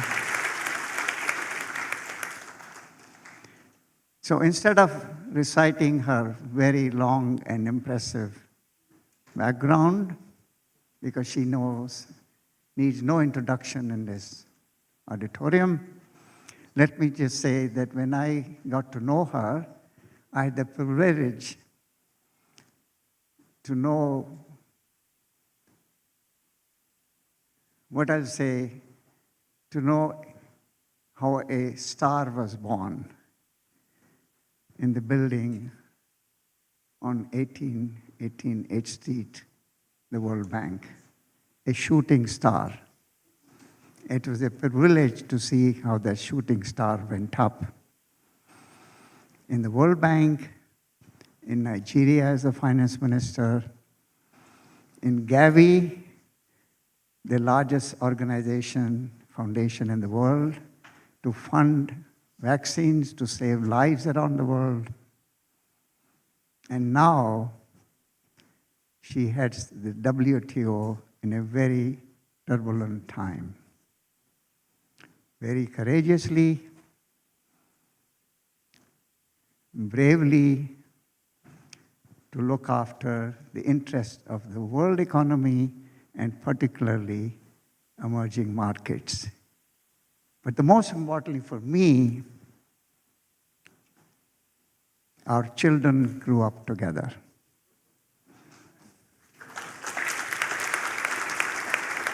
So I know her as a mother and as a friend.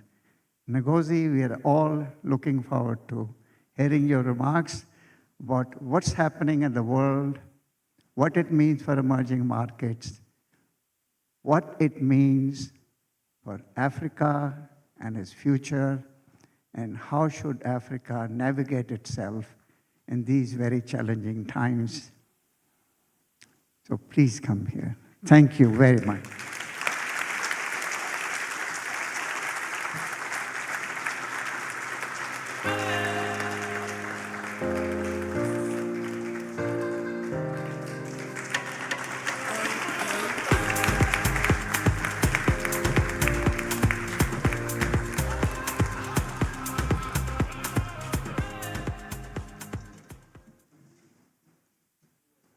Good afternoon, everyone.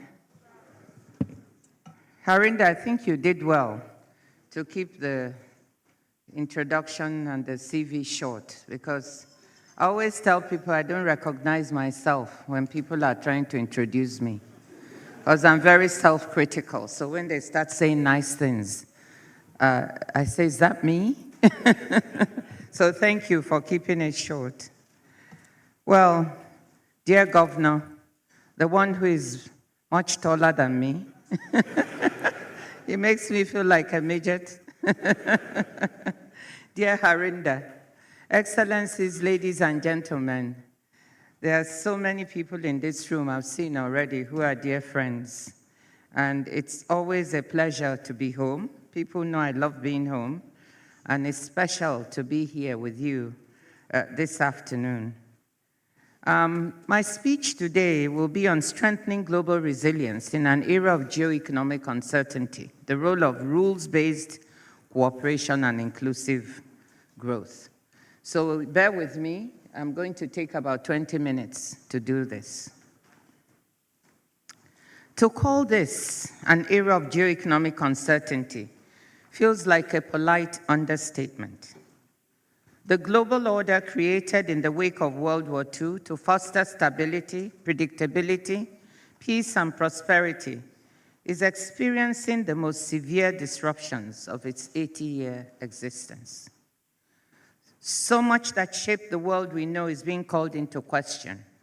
From the role of the United Nations and other multilateral organizations like the World Bank, the IMF, and the WTO, my organization, to even the very notion of a system based on rules rather than naked power.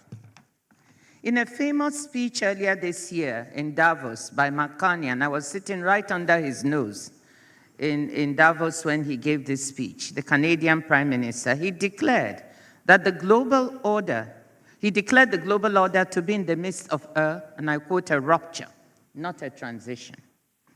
He's right that major structural shifts are shaking both domestic politics and the wider world.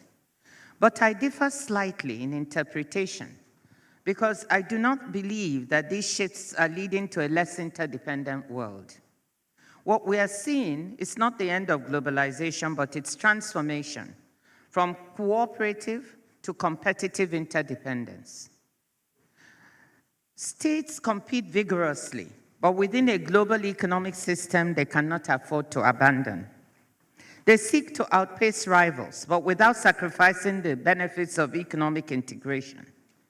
The hope that global economic integration will produce geopolitical harmony may have faded, at least for now. But this emerging era of competitive interdependence only makes the case where rules-based systems stronger, not weaker. In the first segment of my remarks today, I will look at how geopolitical and other shifts are contributing to rising uncertainty. I'll then focus on why geopolitical rivalry and uncertainty has so far not translated into declining global trade and major fragmentation, despite numerous predictions to the contrary. Finally, I will look at the genuinely exciting opportunities that exist even amid today's uncertainties for countries to use global trade to drive growth, job creation, development, and economic resilience. And this is a conversation the governor and I were having before coming into this room, and I think we'll have during our chat together. Now, starting with the structural sources of today's uncertainty, let's look at 5. First, the balance of global economic power has changed dramatically within the space of a generation. In 1995, advanced economies accounted for about 60% of global economic output in purchasing power parity terms, and developing countries only 40%. Now, these shares have flipped thanks to 3 decades of faster growth in the developing world, growth that open global trade helped to make possible. Although not all regions have been part of this rebalancing, Africa's share of global GDP remains stubbornly low. This shift has already sufficed to spawn anxiety and even resentment within many rich countries, stoking geopolitical tensions and affecting attitudes to trade and aid. Second, economic inequality within many countries has shifted upwards, with those at the upper end of the scale getting an increasing share of national income and wealth. Widespread perceptions that the rich are getting richer while others lag behind are fueling angry politics and unstable policy. According to the report to the G20 by a committee of independent experts on global inequality, led by Nobel laureate Joseph Stiglitz, over 2/3 of the global population live in countries where the top 1% have increased their share of income since 2000. With respect to wealth, the dynamics are even more pronounced. The top 1% increased their share in countries home to nearly 3/4 of the global population. Third, a series of technological shifts from computers and the internet to AI, which you heard about this morning, I think from Indermit Gill, have transformed the ways we communicate, produce, and trade. But some workers have been disempowered and even thrown out of jobs by automation. Particularly within advanced economies, fears of large-scale AI-induced job losses are intensifying. And history reminds us that waves of new technologies are often accompanied by economic anxiety and social unrest, even when sometimes they are not threatened. Fourth, our changing climate is imposing unequal burdens across countries and within them. Europe's struggles with heat waves this summer are only part of the story. The World Meteorological Organization estimates that African countries on average are losing 2 to 5% of GDP annually due to climate change, with many diverting as much as 9% of their budgets to responding to the consequences of extreme weather. And fifth, a demographic shift, with aging populations and falling birth rates across much of the developed world and some emerging markets, sharpened anxieties around immigration and labor market shortages. Meanwhile, Africa is emerging as the world's future workforce and market. If truth be told, national governments and international institutions have struggled to respond to these shifts. These struggles have created fertile ground for anti-system narratives, as many people in rich and poor countries feel that the established order is not helping them cope with the changes reshaping their lives. Trade in particular has been blamed for job losses, for inequality, for empowering geopolitical rivals, and more. To be fair, much of what is currently being laid at the door of trade and the trading system, in fact, owes more to other forces. More jobs were lost to automation than to import competition. To help people and places adapt, governments need to put in place strong, active labor market policies and social safety nets. Not all of them could do this in a good way. Inequality has more to do with domestic tax and labor policies, which is why countries similarly exposed to trade have such different outcomes. Large trade imbalances are strongly correlated with protectionist pressures, but they are primarily driven by macroeconomic factors like domestic savings and investment rates and capital flows, not by trade policies. Both the World Bank and IMF research, as well as WTO, have been clear about this. To deal with today's imbalances, China needs to consume more domestically and rely less on export-led growth, since it is difficult for the rest of the world to absorb its large export surpluses, whilst the US has to save more and get its fiscal house in order. But this is not to say that there are no real problems in the way both global trade and the World Trade Organization are operating, and that is part of what has brought us to the current juncture. Unless we also acknowledge the problems with global trade rules and policies, we shall be doing a disservice to everyone who is dissatisfied with the present global economic conditions. In recent years, it has become clear that the world economy is marked by some troubling over-dependencies. That's my word. For example, over-dependence on China for critical minerals, batteries, and some key supplies, on Chinese Taipei, that's what we call Taiwan at the World Bank, for cutting-edge semiconductors, and on the US for digital services as well as final market demand. In a global trading system designed to foster interdependence, the weaponization of some of these over-dependencies is swelling resentment, anxiety, and political tension. Within the WTO, although members rich and poor have for years raised legitimate concerns about a wide range of issues, ranging from inadequate policy transparency to unfair trade practices, level playing field issues, and policy space to support industrialization, members have collectively failed to respond by amending and updating the WTO rulebook. Although this has finally started to change and reform discussions are underway at the WTO, the conversations we needed didn't happen for far too long. And the result is that trade rules have not kept up with the times. The smart response to problems of overdependence and overconcentration is to enhance resilience by diversifying and deconcentrating trade and investment relationships to bring in currently marginalized countries and communities. Such re-globalization, as we call it at the WTO, would help shift from overdependence to a healthier interdependence that is less vulnerable to shocks and bilateral pressure. Some of this diversification is beginning to happen as many countries strike new bilateral and regional trade deals. I'll come back to this point later. But unfortunately, we are still getting a large increase in trade policy uncertainty as important trading partners or blocs continue the shifts of trade policies and measures. Businesses that do not know what trade barriers they'll face tomorrow will think twice, probably more than twice, before investing, especially in new locations. This illustrates the danger of negative feedback loops of geoeconomic uncertainty, in which responses to the structural causes of uncertainty end up making uncertainty worse instead of better. Having spent the past several minutes talking about challenges, structural shifts, fragmentation, geopolitical tensions, and so forth, let me switch to the good news. Everything I said thus far is accurate, and yet things have not fallen apart. Far from it.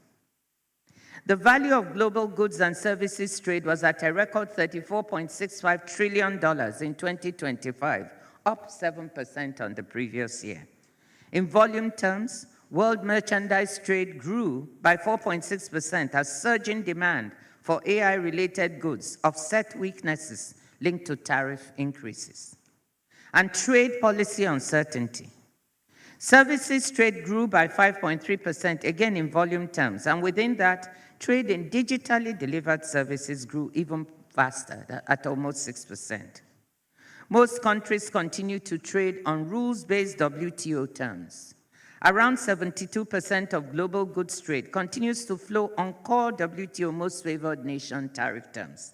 And people are often surprised when I mention this number. I was telling the governor that when I said 72% of world trade still goes on WTO terms, everybody started quarreling with it. Some people said, no, the US has destroyed the place with these measures. Everybody was, they wanted it to look really bad. So I said, okay, to my staff, publish the methodology, which they did. And I said, anyone who has a better methodological approach to calculating the trade that goes on WTO MFN terms, they can bring it and we'll change. And we put it out there and no one has come forward. So I'm very confident in telling you, we didn't change the way we calculate. 72% of the world's trade still goes on WTO terms. And an additional 16% flows on terms within the wider WTO framework, mostly tariff preferences arising from bilateral and regional trade agreements that are built on WTO foundations. Some of this is reflected in the trade diversification I mentioned earlier. That is why we are supportive of bilateral and regional trade agreements that seek to build trade channels, because a large number of them are built on the bedrock, on the foundation of WTO rules. We should also remember that the WTO's role goes well beyond tariffs. Our rules for health and safety standards, technical regulations, customs valuation, and intellectual property function as the plumbing of global trade. And I always joke everywhere that, like plumbing, you don't really remember the plumbing in your house. You don't think about it until a pipe breaks and floods your sitting room or wherever, the house, isn't it? You take it for granted. People take the WTO for granted because we are the plumbing of trade. And they don't think about it until something goes wrong. And we're very happy to be the plumbing. Anchored by this stable and broadly open core, global trade has bounced back from a series of shocks. COVID-19 and related supply disruptions, the war in Ukraine, which affected energy and food markets, US tariffs and related measures, and problems in key transport corridors like the Suez and Panama canals. Global goods trade volumes in 2025 were over 12% higher than in 2019, the year before the pandemic, while services trade volumes were 31% higher. Countries are responding to the Strait of Hormuz crisis with more trade facilitating than trade restrictive measures, lifting trade restrictions, facilitating trade in oil and gas products, finding alternative routes to get oil and fertilizer out of the region.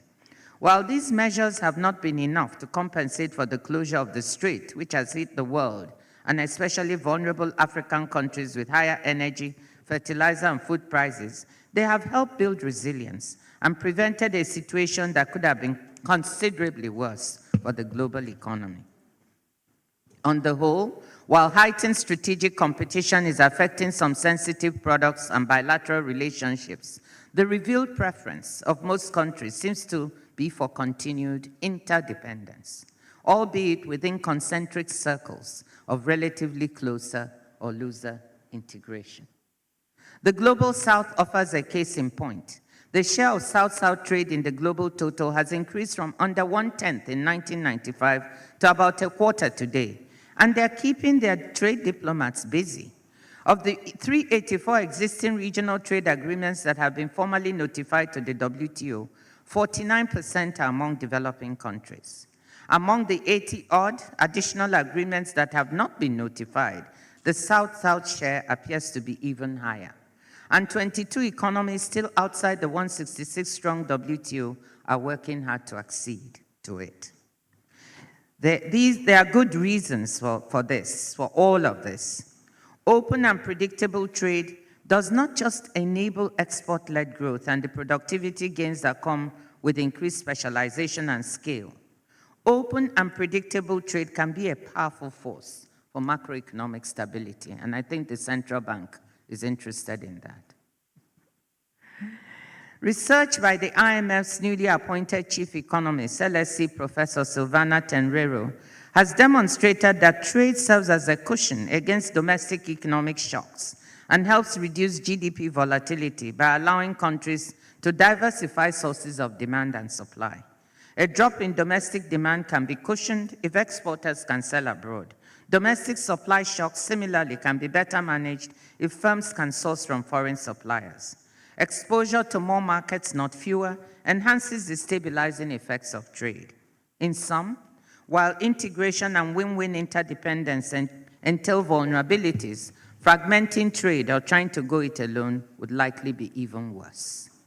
This brings me to the final segment of my speech. Although as we have seen, global trade and the trading system are resilient, rebounding from successive crises, they are not robust.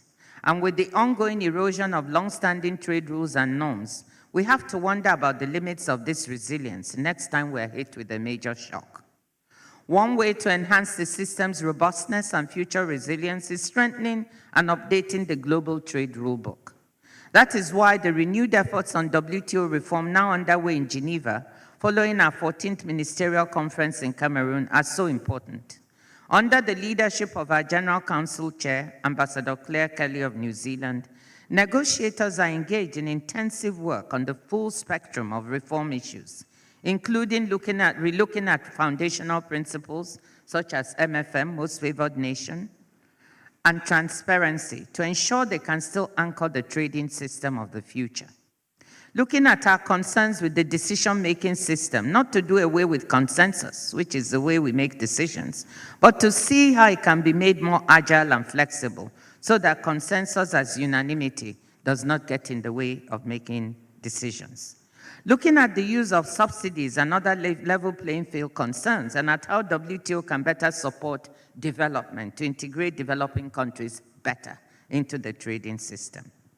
In addition, as the world increasingly digitizes and moves rapidly on AI, members will look at gaps in our rulebook to provide a shared base for this rapid transformation. The goal is to lay the groundwork for outcomes between now and our next 15th Ministerial Conference in 2028. As I see it, the reform process offers a path for members to strengthen what is still working well at the WTO, because a lot is. But even more importantly, it's an opportunity to repair what is not working well, and better still, to begin to fill gaps in global trade rulebook that will help countries take advantage of emerging commercial opportunities in areas like services, digital trade, and green trade.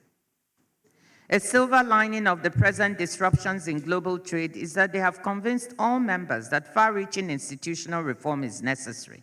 The challenge now is to get there. None of that will be easy.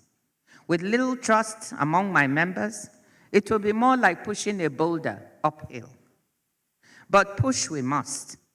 For that, we still need consistent political attention and a willingness to search for solutions. You all can help by advocating for WTO reform with your respective organizations and capitals.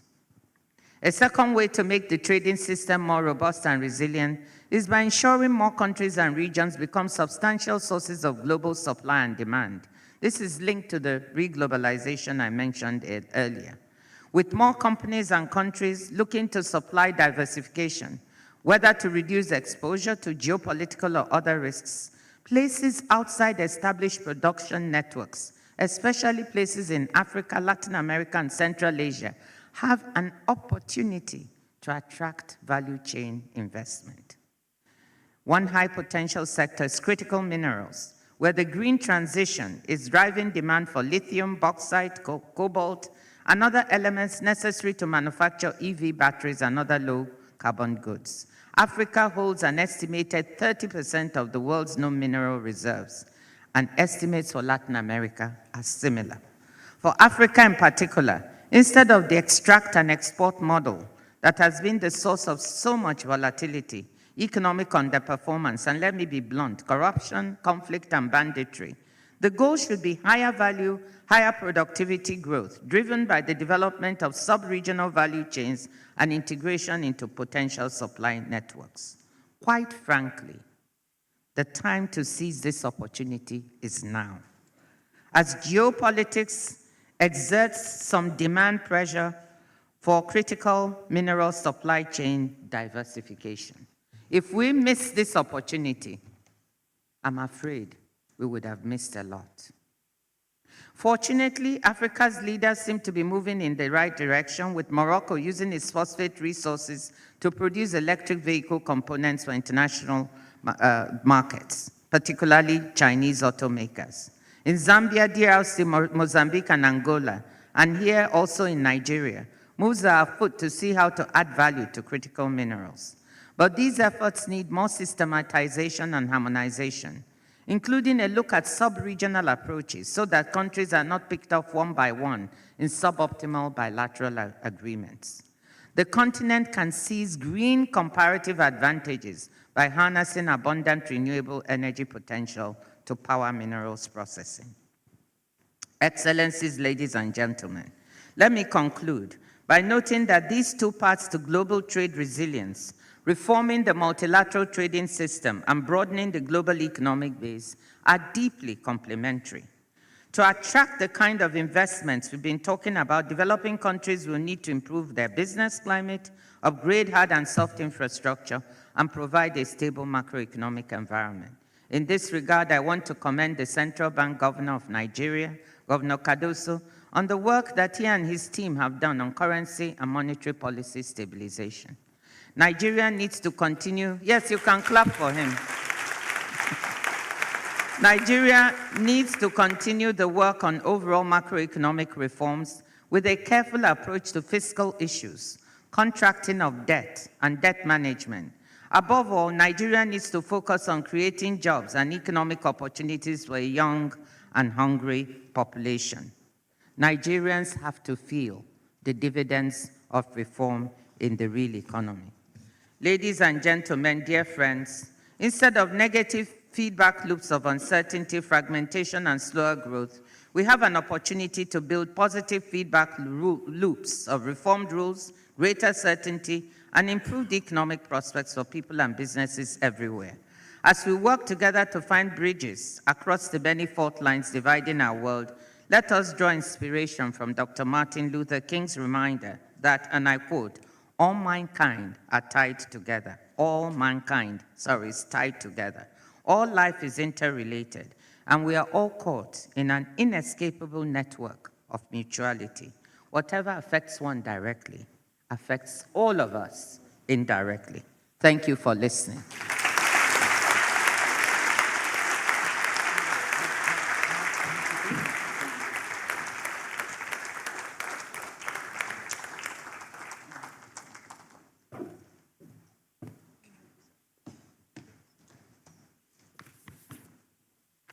Ngozi, thank you so much.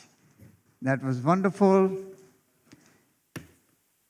perfect, and I think everybody saw here what happens when a shooting star is born and why so many of us think you're just a perfect head of WTO, why you considered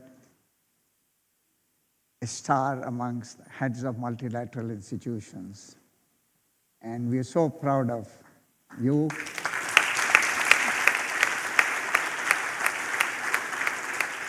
It was truly inspirational, not only in your outlining your vision of where the global trading system should go, giving a positive view how 72% of global trade is still under WTO rules, despite all the pessimism that the press gives because of what's happening in the White House in Washington.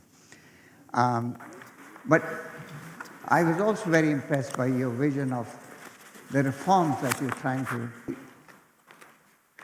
unanimous consent that you need to bring together amongst your ambassadors and your ministers.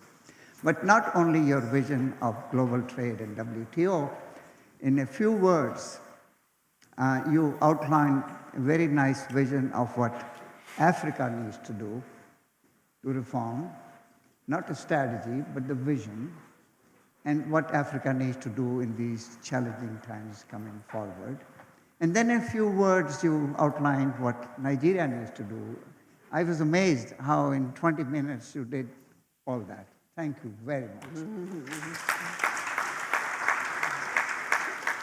And now I have the pleasure of requesting our host, Governor Cardoso, who's done a wonderful job, as Ngozi just said, in restoring stability to Nigerian economy by bringing together very tough, difficult, but necessary reforms in the monetary policy, in restoring confidence in the currency. And now, of course, there is need for other reforms in the economy, clearly, so that there are more jobs in the country. But that is not the job of the central bank, but you prepared the ground. And the ground is fertile. Governor, you've done a great job. You've seen, not only with great respect within your own country, after the hard work that you've done within the bank, but elsewhere in Africa. You're a true economic leader, economist, and you've drawn a lot of respect within the country and rest of Africa. And thank you again very much. We'll thank you again tomorrow for hosting our forum. We're looking forward to your keynote speech, and then, of course, a fireside chat with Ngozi. Thank you, please.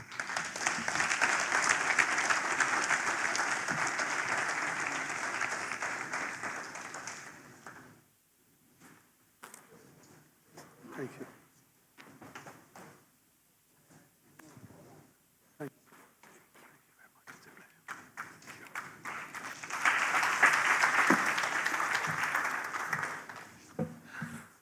Thank you. Thank you very much.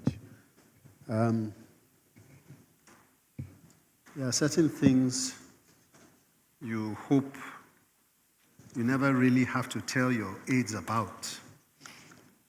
And one of them is not to put me to speak after Dr. Okonjo-Iweala.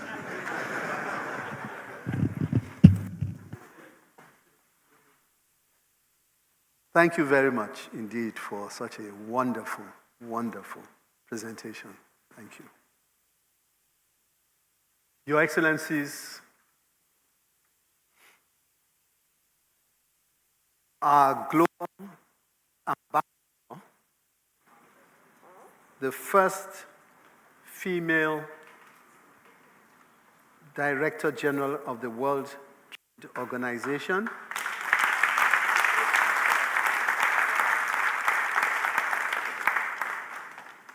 the first African of the World Director General of the World Trade Organization,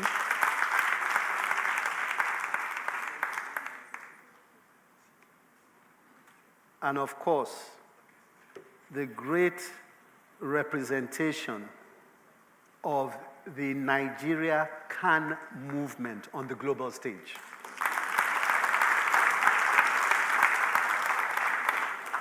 Dr. Ngozi Okonjo-Iweala. The Chief Executive of the Emerging Markets Forum, Mr. Harinder Kohli, and I really want to thank you very much indeed, Mr. Kohli, for giving us the opportunity to host you here in Nigeria.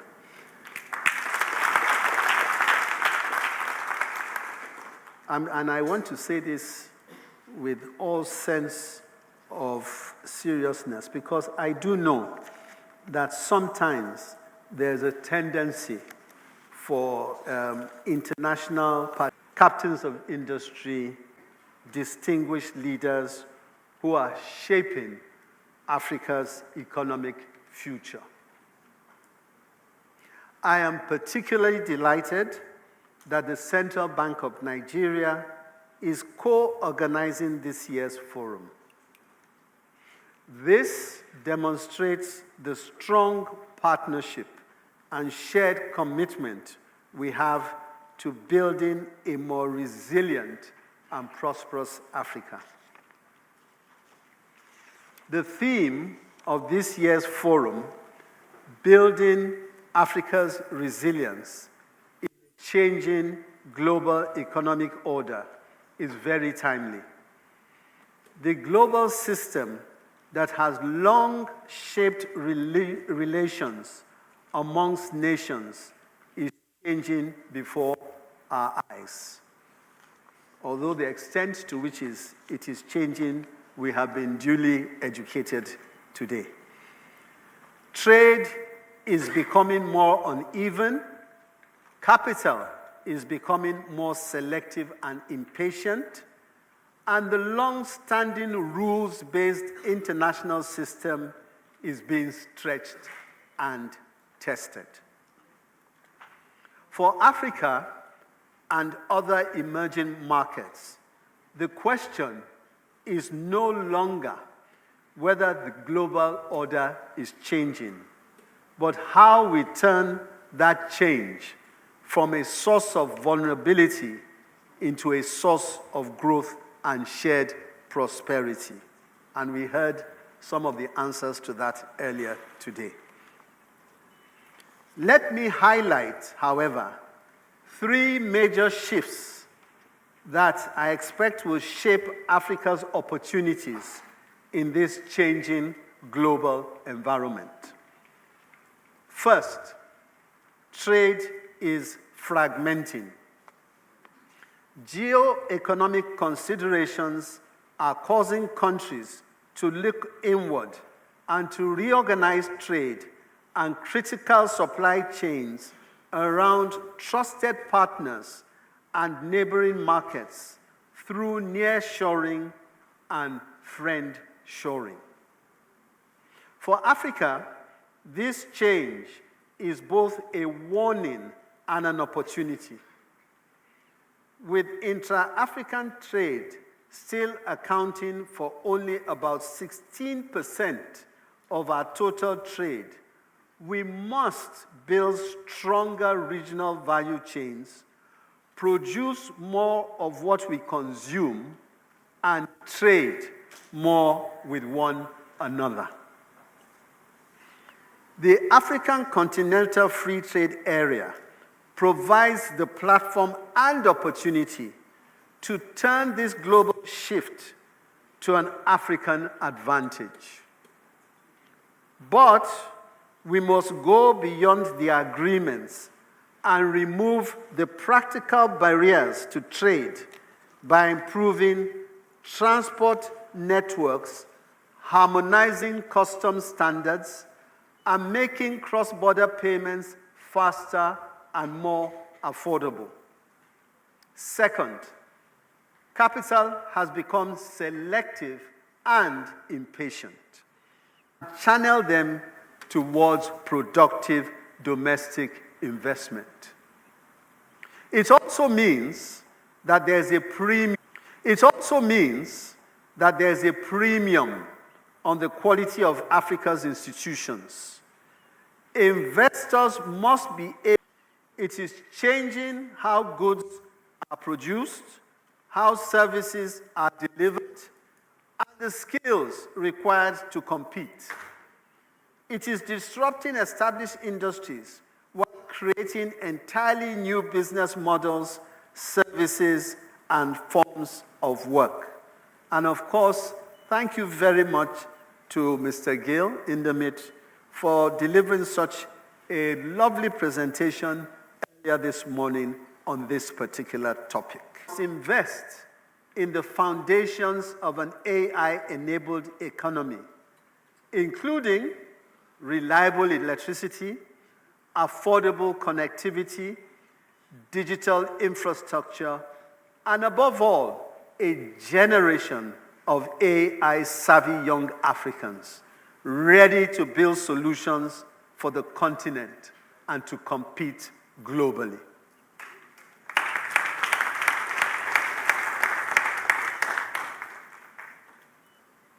Nigeria's recent experience demonstrates how an emerging market economy can respond to these shifts.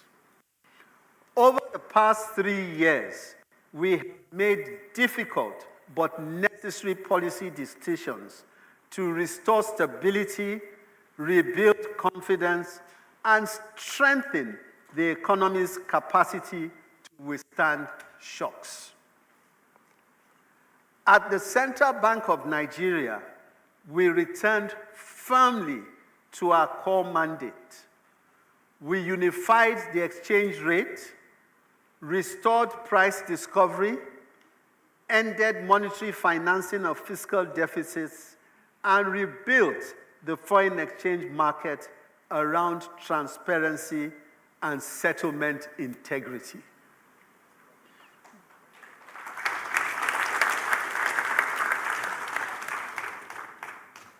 We tightened monetary policy when necessary and communicated our decisions clearly, including when the message was difficult. Today, the results of those sacrifices are evident. Inflation has moderated from high levels despite the energy shock. External buffers have strengthened, and the financial system is safer and better capitalized to support the economy. We have learned one lesson. Credibility is built intentionally, one right decision after another, and strengthened through consistent action. That same lesson holds at the continental level. If Africa is to benefit from these global shifts, rather than become a victim of them, we must convert our potential into tangible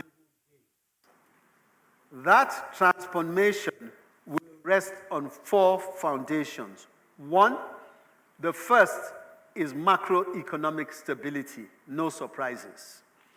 No nation has industrialized under persistently high inflation and an unstable exchange rate. Stability gives households and businesses the confidence to consume and invest, and gives investors the certainty to commit capital for the long term. Second is continental scale. The African Continental Free Trade Area gives Africa a solid platform, but we must build the market. Third is patient capital that creates productive capacity. We must mobilize Africa's pensions, insurance assets, domestic savings, and diaspora wealth. We must also seek foreign investment that creates jobs, transfers technology, develops local suppliers, and strengthens African businesses, not investment that simply extracts value and leaves. The fourth and most important is our people. We must prepare young Africans for an AI-enabled economy and unlock the full economic participation of women, because Africa cannot fly with one wing.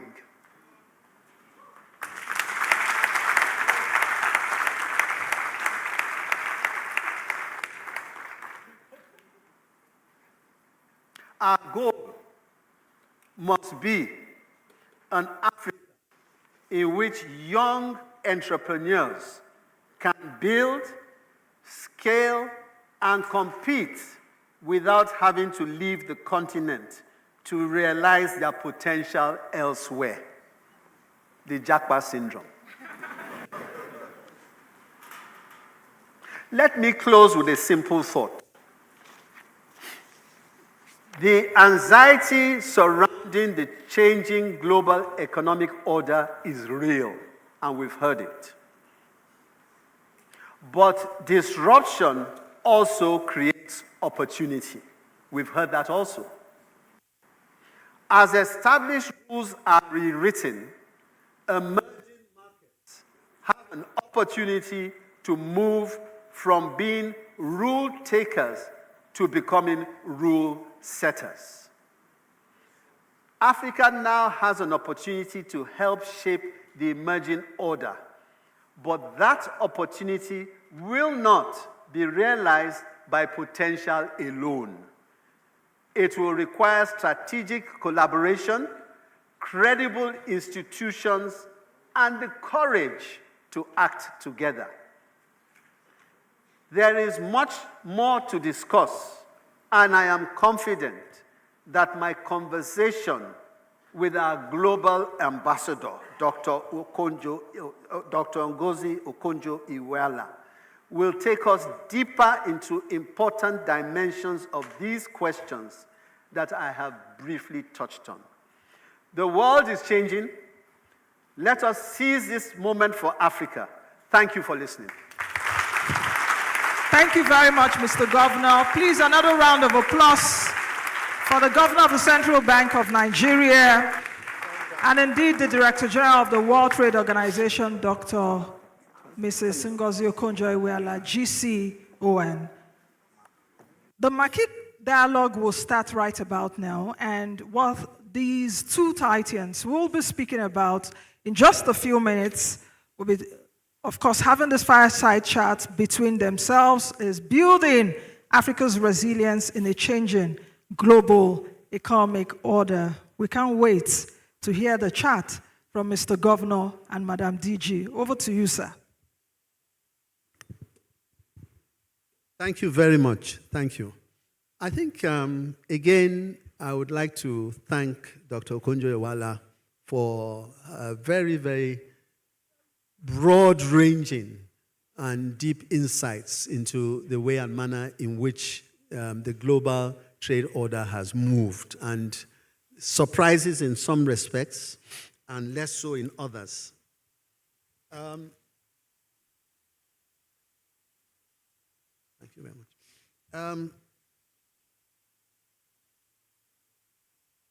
You've spoke about how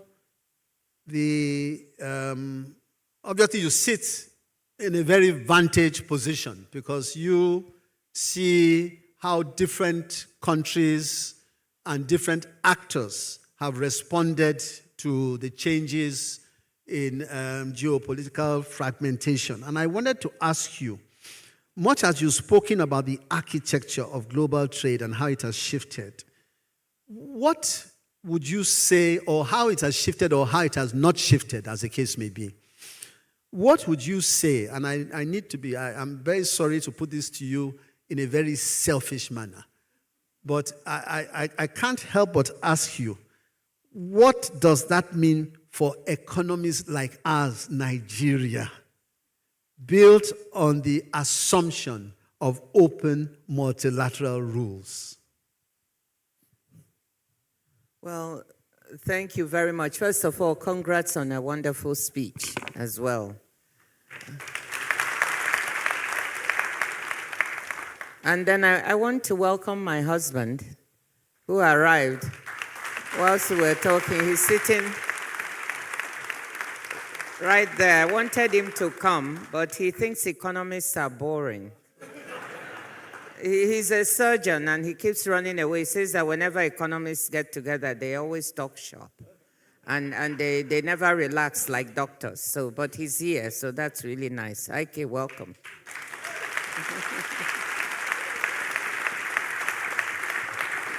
Yesterday was our 47th wedding anniversary.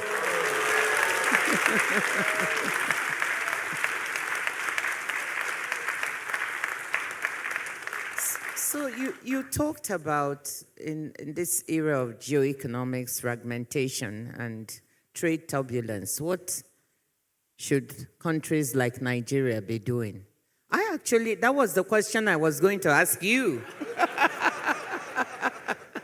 I thought I would put that to you so you could tell me what you think that Nigeria and Africa should be doing at this time. But look, seriously, we're in a very difficult era multilaterally. But the way I look at the world is to always look at what are the opportunities within crisis. Because if you don't think that way, you get paralyzed. You become despondent and you think everything is going wrong.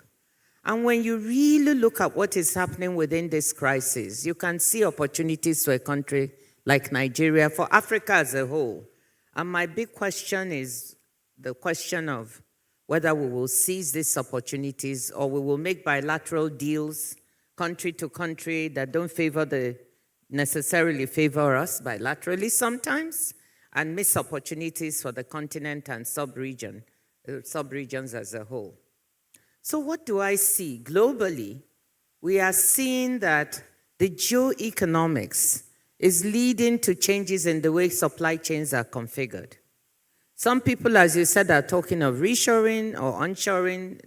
That was very popular in the beginning, but I think that many are beginning to see that reshoring and onshoring may not be all it's cut out to be, right? Because that has its own risks as well. But there's some of that. But, you know, I talk to the CEOs of the biggest shipping companies in the world periodically. And what they're seeing is the need to diversify supply chains and supply routes. Not to be so concentrated. We found we're so over-dependent. Again, that's the word, my word that I use. The way some of our supply chains are configured, you know, how can you think about it? 95% almost of semiconductor chips may be from Taiwan. Remember when we had COVID-19? 80% of the world's vaccines came from 10 countries, and therefore some had to wait in the queue when the COVID hit. Think about it, 70% of the world's critical minerals or more are processed in China. 30% of the rare earths are in China. So we have built up some over-dependencies. The US is saying that we're too dependent, some countries are too dependent on them for markets, and they feel cheated. So in this, there's an opportunity, because these supply chain CEOs, shipping CEOs have their own, but those leading important global supply chains in different sectors, from automobiles to pharmaceuticals to even furniture to supply to, you go on, are looking to diversify. And that is where we in Africa can do better to attract these supply chains. And Nigeria can too. It will not fall on our lap. We have competition. In Latin America and Asia, most of them are diversifying to Asia now and a bit to Mexico. So in short, let me just say that if we can get our house in order, we are capable of attracting in this country and this sub-region. I see chances for critical mineral supply chains linked to renewable energy, because we have some of the critical minerals and rare earths between us, Ghana, Guinea, you know, all along the West African coast. I don't think it should be just a country-by-country affair. I think we need to think of sub-regional supply chains that take us from processing all the way to EV batteries or something along that line. So I see good opportunity, but are we willing to do what it takes for the right leadership, governance, infrastructure to be able to make this work? And the administrative obstacles in our way, when businesses want to invest and they have to run from one office to the other, maybe given something or the other under the table, let's be honest with ourselves. Are we going to be attractive, or are we going to do away with those things? So that is so I throw it back to you. Are we going to be attractive, and do what it takes. So are we going to do our usual thing and manage it? You know, in Nigeria, we always say, let's manage now. You know, everything is managed. Or are we going to be excellent and attract some of those opportunities?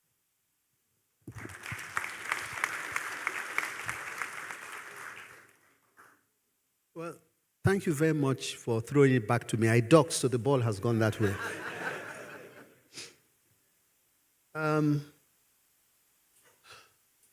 I would say that perhaps the best way to respond to your question is to use the central bank as an example. And to say that we have come a very long way in understanding better who we really are and what we are meant to do by virtue of being the Central Bank of Nigeria. We've recognized the fact that we are custodians, and a lot of the economy depends on us doing the right thing. And we're very clear on what the results of not doing the right things have been. Inflation gone up over a period of time. Reserves at a point in time got down to an all-time low of about 3.3 and even below, to be honest. When we took over, it was 3.3, but even below. And confidence was lost in the economy. In such a situation, you would neither have investors wanting to come in, nor those Nigerians wanting to hang around for too long. And there was a need to understand that and work very hard to rebuild confidence in the economy and rebuild confidence in particular in the central bank. And we did the things we had to do to ensure that happened. We made our processes more transparent and open. We ensured that our policies were credible and clear to people. We avoided policy flip-flops, and where there was need for us to tweak certain things, we were, humble enough to come out and say, yes, there's need for us to do this. Okay, it's not a short dash, it's a journey. And also to take difficult decisions with respect to the foreign exchange market and the banking system. And I believe that the outcome of that has been positive. And you said something earlier during your presentation. You said that the figures speak for themselves. And that is exactly a fact. The figures do speak for themselves. And I also believe that the morale and the confidence of the staff of the bank has gone up quantumly.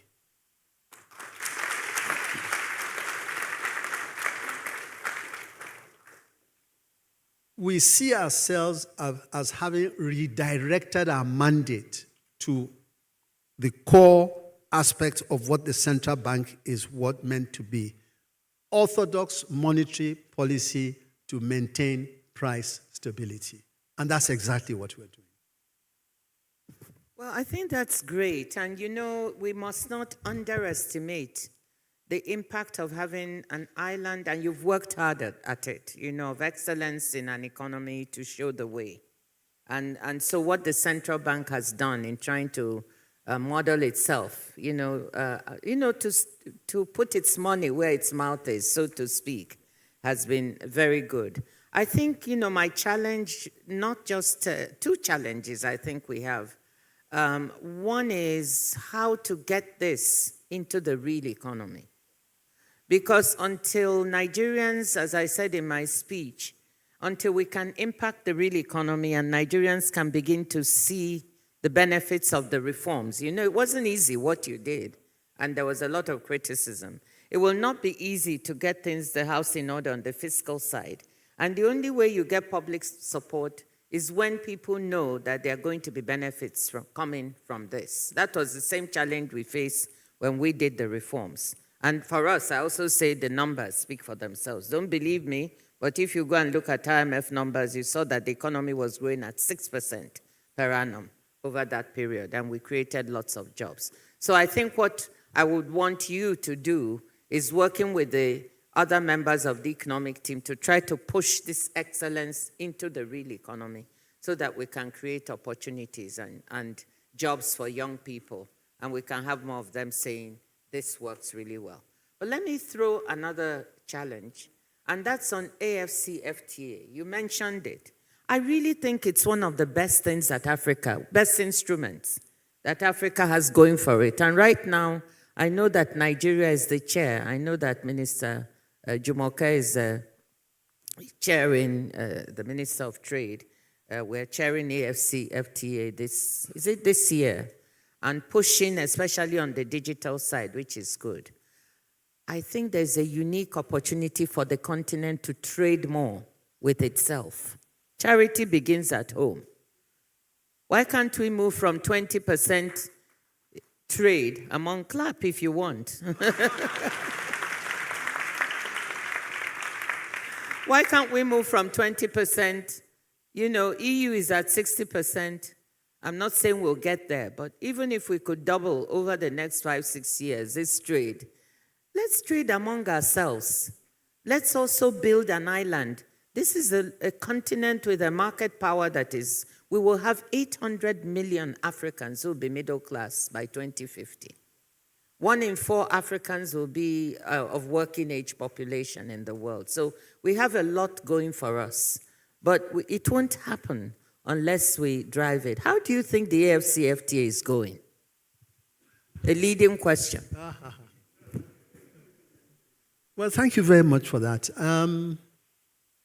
2 things I will say, and you touched on that earlier before you went into the issue of the AFCA, and that is collaboration between the different arms of government.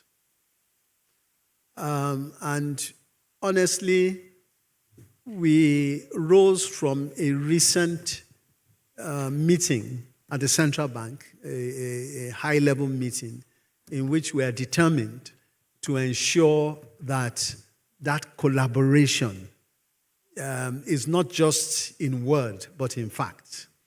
I think you'll be very much aware that the MPC of the central bank has 2 members of the leadership of the fiscal side. Yes, the PAMSEC of, actually 1, I beg your pardon, the PAMSEC, who is a member of MPC, and the board of the central bank has 2, the Accountant General and the PAMSEC. And we're going to use our convening power, and we're going to go out on a limb to ensure that that collaboration, as I said, becomes something that will be of great benefit to the country. So that's on the one side. The second thing that I think is very important in response to your question is on the issue of stability. Because really and truly, without stability, the sort of investments we want and the sort of trust between the relative stakeholders is relatively minimized. I remember at a particular point in time, because I used to travel quite extensively on the African continent, and I know that at one point in time, when you go to certain parts of Africa, nobody wanted to touch the naira. Okay, that is now a thing of the past. It is a thing of the past.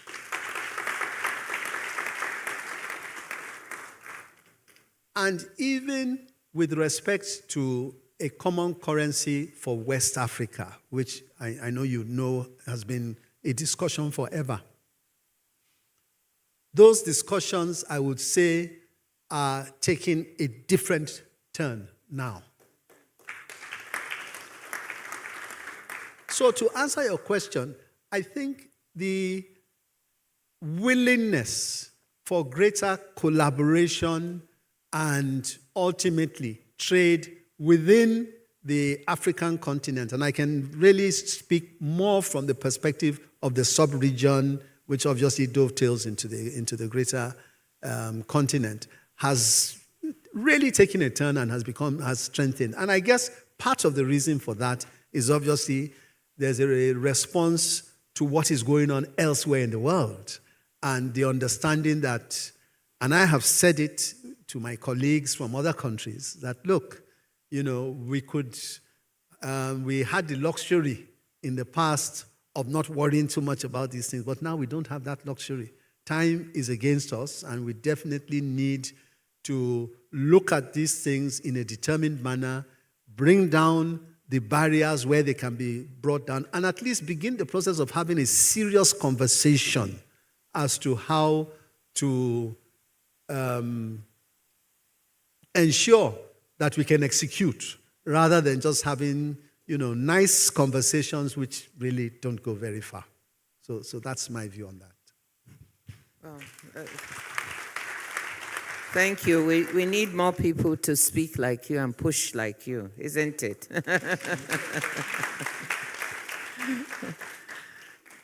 I think there's one more, another interesting aspect of how we need to think about moving on the continent. And Nigeria, being the largest,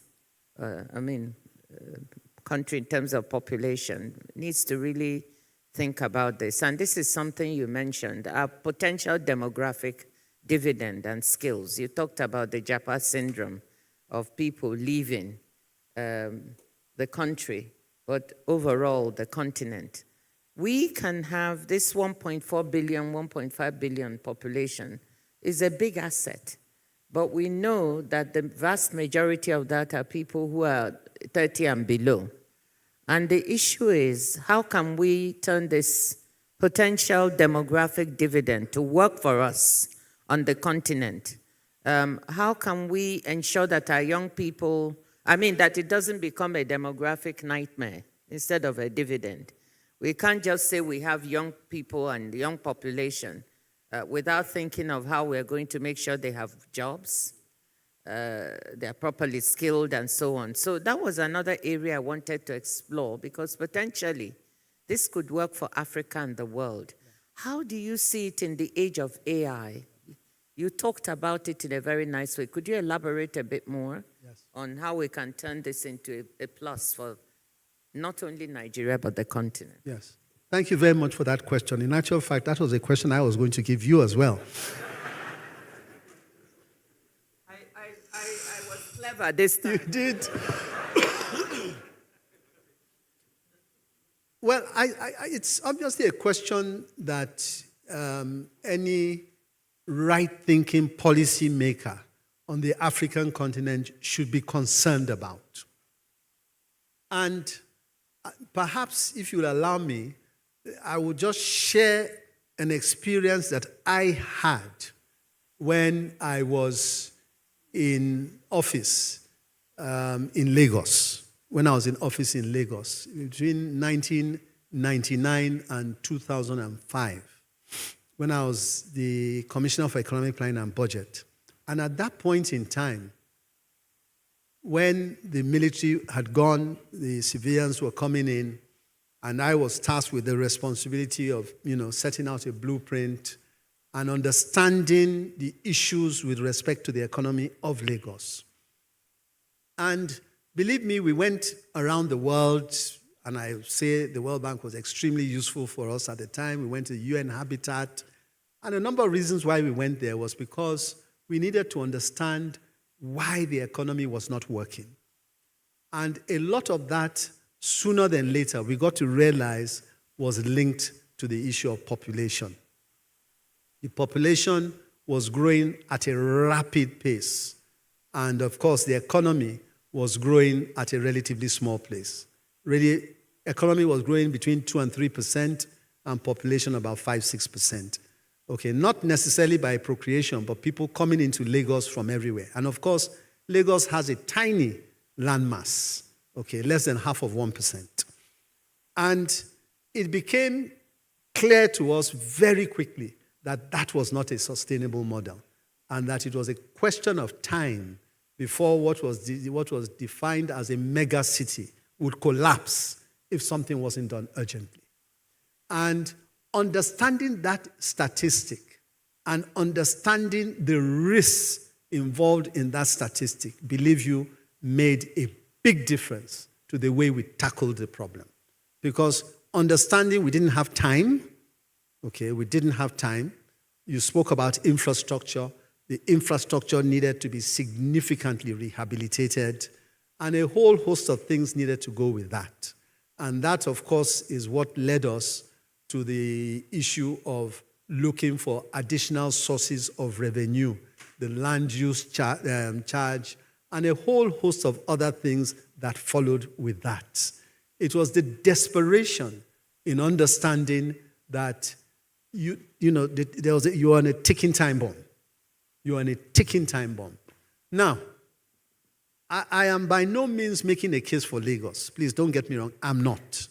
But I would say that the counterfactual is that if those things had not been done, I dread to think what the outcome would have been. Okay, I dread to think. So maybe what that whole thing has helped to do is, lengthen the time that you had available to begin to do the critical things that would involve, creating opportunities for younger people, ensuring that you had a more open, transparent, good, clean governance that would be able to put on right policies and be able to save an economy from collapse. In the case of Africa, I think the same mindset is critical to have, to be able to tell ourselves the truth and say, listen, certain things need to be done and they need to be done quickly. We need to mobilize resources domestically. And I'm happy to say one of the outcomes of even that, our recent bank recapitalization effort, I'm not sure if you know this, Ngozi, that of the amounts, almost 5 trillion that we were able to realize, about 75% came from domestic mobilization.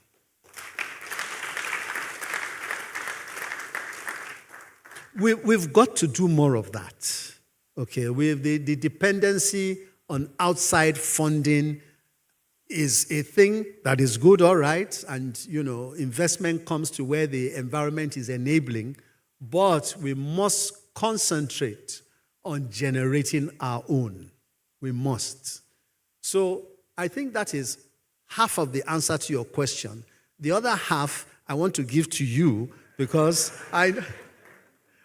I'm eager to hear from you on that, given your broad worldwide perspective.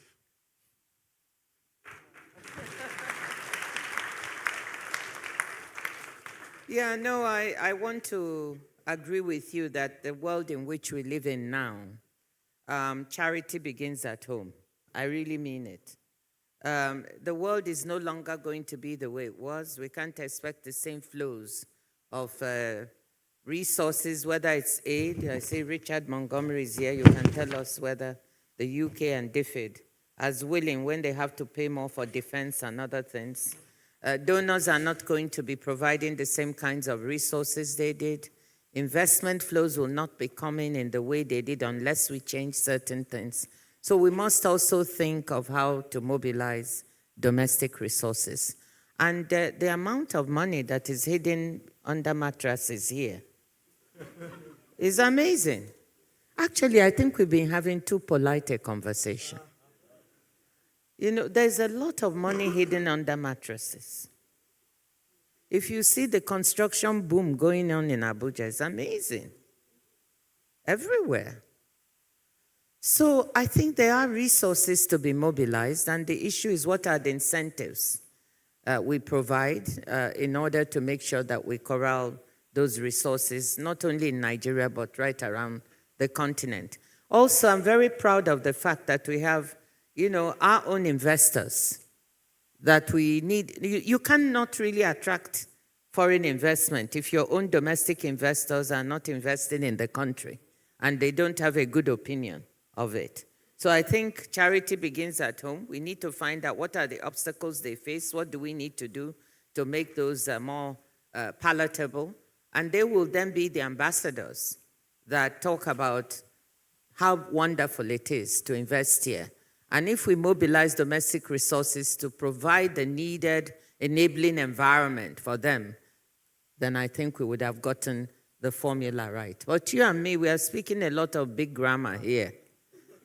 You know, and from big grammar to actual implementation, that's where, but you've said some encouraging words about the potential for implementation. So I remain very hopeful that we have to get it right. And I want to say one thing, Nigeria bears a great responsibility. We need to grow, develop, and create jobs, not just for ourselves, because we're at least 60-something to 70% of West Africa's GDP,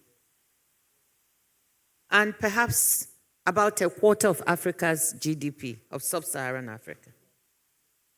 So we can't just sit around and not do things right, because the way we develop in this country has a big weight on the continent and on the sub-region. So we've got to get it right.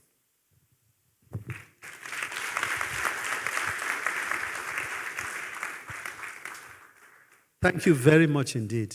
And I can see time is against us. Well, it's fast spent. One last question, if you don't mind. In another 10 years' time, what would you say that success would look like for Africa? And what do policymakers, governments need to do, private sector need to do to ensure that success takes place? Leadership. I'm so sorry. It's all about leadership. We've got to have leaders who have the interests of the country and the continent at heart. Not their self-interest, not their group interest, nothing. We need leadership that is transparent. And I'm not asking for perfection. Nobody can be perfect. I'm sure the leaders will do certain things and make certain mistakes. But even leadership that is 75%, not even 100, will take us a long way on the continent, meaning focused on actual implementation of things that work, on creation of jobs for young people, on asking themselves what are the sources of growth in this economy, on looking at what are the real impediments that are stopping the economy from growing, on trying to see that we don't need our young people crossing the Mediterranean or anywhere, you know, and dying, but trying to make our place look attractive. That's what I think it will take. And I think 10 years from now, what I'm hoping is that we will indeed have a continent and a country where young people are not seeking to leave, they are seeking to stay. Where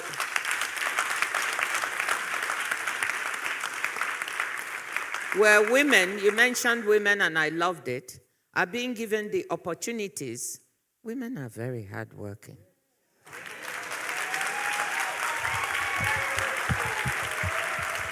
They really are. I'm not saying it because of anything. They are ideal multitaskers. And we have to mobilize them to contribute what they need to the continent and the economy. So leadership is it for me. If we have the right leaders who ask the right questions and try to tackle the real problems, we will make it.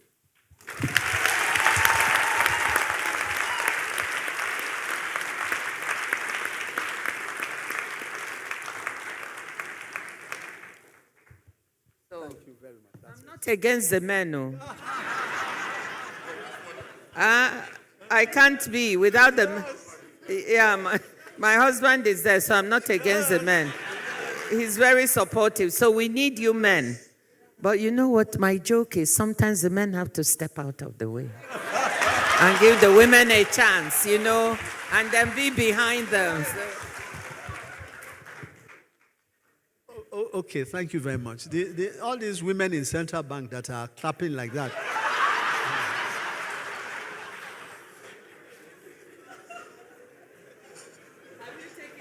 That's it. I'm making notes. I'm making notes.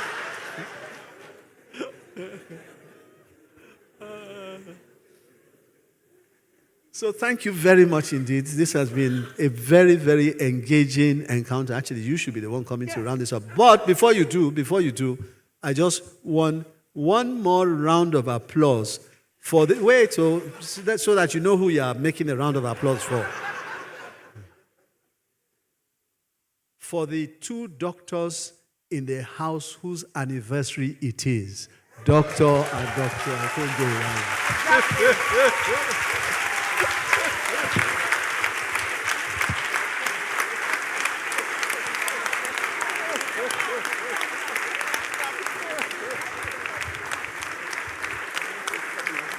Thank you very much. Thank you. Thank you. DG, please still sit. Governor, please still sit. The governor of the central bank took it out of my mouth because I just wanted us to wish them a very big congratulations. It's not easy to be married 47 years. I actually wanted to ask a question, what does it take to have that kind of longevity? But I will ask it at another forum. So big congratulations to Dr. Ikemba Iweala. Thank you very much for taking care of our beautiful, beautiful daughter for the past 47 years. And I know why I said daughter. We come from the same local government area, so she's my big mommy, so I know what I'm talking about. Thank you very much. All right, we've just come into the question and answer segment, and we'll be doing that in just a few minutes because the time is fast spent. I know a lot of us in this room have questions, but do think of me like a trusted vault. And, the bank, not Central Bank of Nigeria, that is holding the room's collective curiosity. So this is how we're going to do it. We're going to take like 2 or 3 comments from the room, and we have online questions also for the DG and the governor of the central bank. Governor, if you permit me, sir, and the DG. We'll do this very sharply. All right, I will start with, I think, where's Dr. Ndamit Gill? Dr. Ndamit Gill? Oh, okay. Can we also have a second hand here? We'll just take 2 or 3 right here in the room. If we don't have any comments, then I'll be glad to end this session. Oh, okay. Okay, I see one hand here. I won't be able to take every one of you. But we'll have to also make it gender sensitive, right? Yes, so I should take only women, no. All right, Doctor, that's the president of the NES, the Nigerian Economic Society. So we'll take your question. Sir, just go straight to your question. Thank you, sir. Thank you very much. Let me also join on behalf of all of us here, wish our dear mother and father happy anniversary. You made the last question, the last statement about leadership in Africa.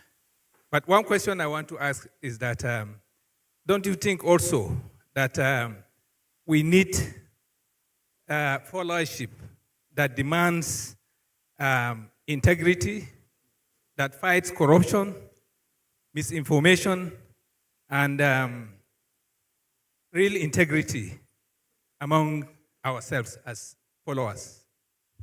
Thank you very much, sir. I guess we should take all the questions, ma'am. Then we can go ahead. All right, the next question. The governor has given the permission to the director here. I'm sure the governor is being gender sensitive, so short and sharp. Thank you very much. I'm Dr. Rekia Opemi Yusuf, Director of Payment System Supervision Department. Thank you, Ma, for remaining beautiful. And thank you, Daddy, for allowing her to serve not just Nigeria, but the world. Now, my question is this. Right leadership, you have said it. Recently, Trump did raise tariff against Nigeria and says 12% thereabout tariff on Nigeria imported goods. What are the low-hanging fruits sitting from your office, ma? Can we be looking at to actually take advantage of the potentials that exist around us so that we will not be a laughingstock as a nation because of that decision of the US? Thank you. All right, thank you very much. One last question. Can we have this aisle? Is there any question from this aisle? Oh, okay. Over there. Please, I'm sorry, we can't take all your questions. Please, thank you. Thank you for your understanding. My name is Awalu Haruna. I am from ABU Business School. I want to ask this question, hoping that Dr. Ngozi will be on my side. The governor has talked about monetary policy. And we are looking at integration, where the bulk of our societies are small scale. It means there is need for development finance, which CBN is not looking at the moment. The question is, if CBN refuses to do that, which institutions are best placed to ensure this happens? Because without this support to the small-scale systems, it's difficult for us to get to where we want to get to harness the opportunity. Thank you. Thank you very much, sir. All right, so I'll just take these online questions quickly so you can take all your questions and wrap up. Governor, this came for you from our online audience. The first question is, what lessons from Nigeria's recent reforms would you be willing to share with other emerging markets to improve their economic transformation? I know you talked about one lesson earlier, credibility, so perhaps if you have one or two other lessons you can add to it. The other question for you is, how can African economies sustain macroeconomic stability and pursue economic reforms amidst global trade fragmentation, geopolitical tensions, and volatile commodity prices? Then for Madam DG, you have this question, which is, how can the WTO ensure that emerging economies, particularly those in Africa, the Global South, and the Indo-Pacific are central to any new trade agreements rather than sidelined by regional blocs or friend-shoring deals like you mentioned earlier on? The other question for you is, what WTO support will emerging economies receive to diversify supply chains, reduce dependency on single markets, and build resilience against shocks? And perhaps what are the biggest barriers? But I think you've mentioned it earlier on in your speech, so we shouldn't take this because you've answered it in your keynote speech. All right, over to you, ma'am and sir.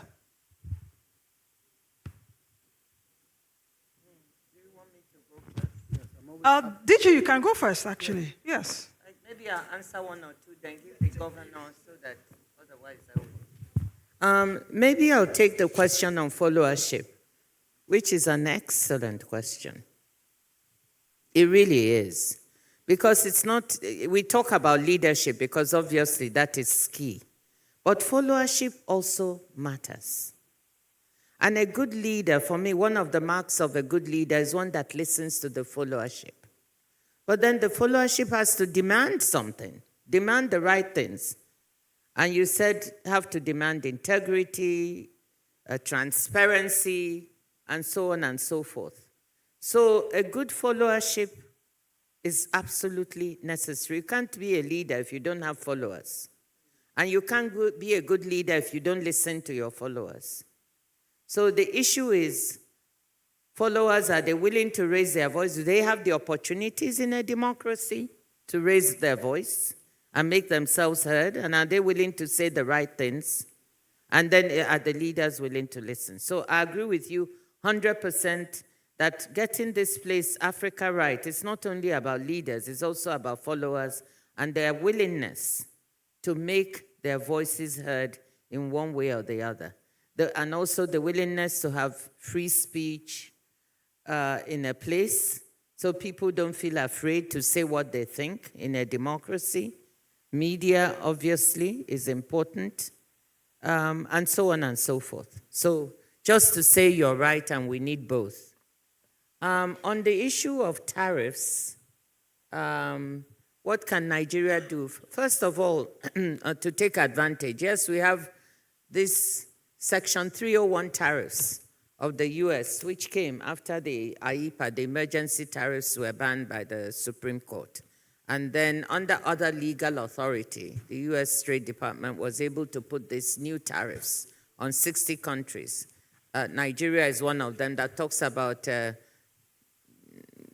inability to make sure that goods made with forced labor are not admitted into the economy. And on that basis, a number of tariffs have been levied. There'll be other bases on which countries will be looked at. But you know, Nigeria's exports to the US is exempt. It's oil. Even under the previous tariff regime, we were not really hit that hard because the biggest export we have is exempt from the tariffs. But that should not make us feel comfortable. We should be thinking our trade with the external world, not just the US, on things that are non-oil, is improving, but could do so much better. We need to expand the sources of growth in the economy. We need to expand the sources of trade. We need to add value to our products, and we need to trade more. We have a lot of trade agreements that Nigeria can take advantage of. Some of them, we can export goods into certain economies tariff-free. I think China is one now, the European Union to some extent, the US under AGOA, which is still there, it might disappear soon. But our trade is not as robust as it should be. So the issue we should be asking ourselves is how can we add value to products that are non-oil that we can export to other countries? And I think the potential is there. We just need to take better advantage of that. So I'm not so worried about this 12.5% because what are we exporting? We have to start exporting more things, and then we'll start worrying about this 12.5% tariff, okay?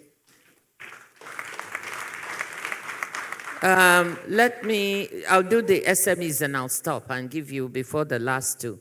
SMEs, another brilliant question. I can't find the gentleman who asked, where is he? Really great comment. SMEs are the driver of almost every economy in the world, developed and developing, emerging markets or not. In many countries, 90% of the enterprises are SMEs or more, and they generate most of the employment. So we really need to worry about how to get financing to these SMEs. And I think that here in Nigeria, we need to worry about it because they can help do those things we were talking about. Once the economy is stabilized, they can help create jobs within the economy. You'll find that women are they're really visible among SMEs, and SMEs are at the bottom of most of the production and employment, albeit a lot of it in the informal sector. But the issue is, here I want to talk about what the governor said. We have some institutions. We have BOI, the Bank of Industry, that is led by Dr. Shukbo Lucy.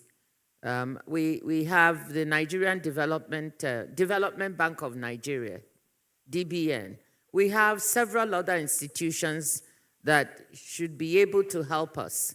But we need to work hard to mobilize domestic resources that they can then, also use to unlend. And of course, our financial institutions, the banking sector, but often problems with very high interest rates that are not affordable by SMEs. So we need to depend on some of the existing specialized institutions to help us mobilize these resources and unlend them at reasonable rates to SMEs. I totally believe in that. This is one of the ways we can create jobs. So over to you, Governor. But will you help them with this SME finance? I will address that. address it. I will address it. The issue of SME finance and development finance, I think there are two questions in one. I agree fully that we are in a society, an economy where SMEs play a major role, and we will need to encourage them to continue to do so and to grow and to prosper. Now, one way to do this is to ensure that some of the developmental finance institutions are supported, because you raised the issue about, well, central bank says they are not doing this, therefore who will do it? And let me even explain the issue of central bank not doing it, because I think it's important. It comes up a lot, and I would like to use the opportunity anytime I can to explain a couple of things here. One, really and truly, the way and manner in which we've been used to having central bank intervene is not typical. Much of this is not central bank role. So unfortunately, very unfortunately, much of the fiscal functions were put on the central bank. And of course, there's a price you pay for that, and we're all paying it. High interest rates, foreign exchange rates going out of hand. That's what it is. And quite frankly, that's one side of it. Then you say, okay, the problems already exist. Let's move forward. Can you move forward, and to what extent can you move forward? That's another question again, because the extent of the misapplication of intervention on central bank was so humongous that really and truly the capacity to do these things is limited. Okay, so I think that is the other part. And that is why we are able, all these things that the central bank has done to really and truly bring back orthodox way of banking is what has contributed to the stability within the banking industry. This is part of what has contributed to the stability we have today. If we did not do those things, painful though it may be, it would be a lot worse than it is today. Now, let me now go on to the issue of interest rates and how it affects SMEs. Yes, the next stage is that because of these policy flip-flops, let me put it that way, interest rates are high, exchange rates have moderated and are stable. Into the future, my expectation is that over time, interest rates will begin to moderate. Over time, they will begin to moderate. It's a price, unfortunately, we are having to pay, as I said, because of these policy flip-flops. Okay. Now, how can we, in the short term, ensure that the SMEs are at least able to function in some form or the other? One of the things that we have done in the central bank is we've looked at the development finance institutions and we've tweaked around with their ability to lend. We've allowed them to lend more, and we've been a little bit less strict as we would be with the commercial banks, because we know that there is a need for them to be able to support the real sector and the SMEs. And we're constantly looking at these things. The other thing I don't want anybody to take lightly is the fact that now that we have finished a banking recapitalization exercise, and the banks have a lot of money at their disposal relative to previously, you're likely to find that there will be more interest in SMEs as rates begin to drop. It's likely to happen because some of the, thank you, I'm glad you're here. Thank you. Because you see, some of the quote unquote arbitrage opportunities, easy money making opportunities that used to exist have disappeared. We're shutting down the multiple exchange windows and stricter regulation. It's a lot more difficult. So banks are in the business to make money. They will look at how they can tweak their risk models and ensure they can support those areas, the SMEs. And we will encourage them, to be frank. We will encourage them to do so. And we have a few things we are working on that hopefully should be able to result in that. So it's not lost, please. I know it sounds a little bit hard, but I am confident that these are all temporary issues. They are temporary. We will get out of it. We will get to a situation where rates will become more moderate and where it will be easier for SMEs to access credit, not only from the development institutions, but also from the banks. I see that happening. So this is just a temporary glitch, in my view. Now,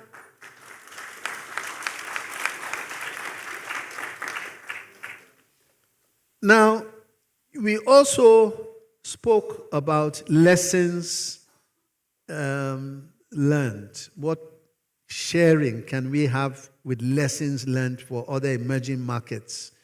And I want to say to you that one of the things we are doing, and I'll talk about 2 or 3 things, but one of the things we are doing is because we believe there's been such a fundamental change in our economy. Take for example, foreign exchange market. Many people may not know that the way and manner in which the foreign exchange market operates today is fundamentally different from the way it has ever operated. And let me explain what I mean by that. You know, the question comes up every time about reserves. Our reserve level now is 50 billion plus.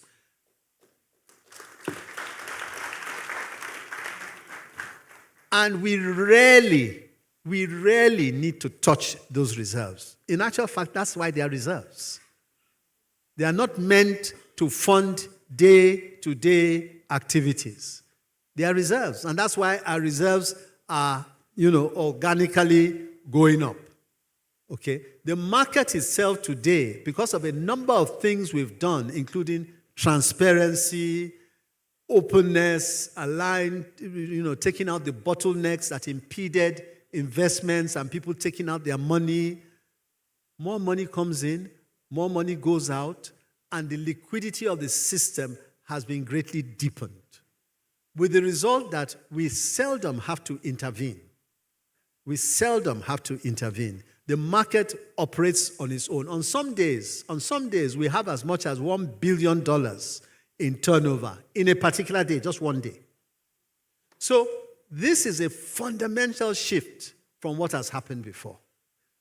And as a result of that, I believe that confidence is a clear indication of the fact that confidence has now come back to the market. Some of those things are not done. And we believe that there's a need for us to document a number of the reforms that we did around those areas. And we are going to do so. In fact, we've finished a draft, and in due course, we will document and we'll publish it and let people know that these are the things that we have done that have taken us to a particular place, and those that can borrow from that are welcome to do so. And also, importantly, it's also important that we avoid the policy mistakes of the past, so that in future you can always have reference to a particular book or document which lays it out extensively And of course, for those of us who are involved in this, if you don't document what you've done, others may come and document it, and when you read it, you may not like what you see.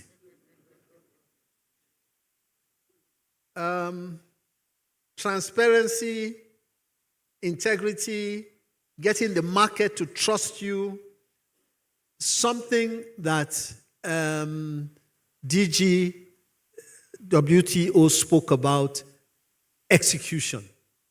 Execution. Because we are very good at coming up with wonderful policies. And I say this many times when I talk to central bank staff. We're very good as a country in coming up with policy documents, but execution is the bigger challenge. I'm very pleased to say, though, that what I have seen in the recent past with respect to policy execution gives me a lot of hope for the future for the Central Bank of Nigeria.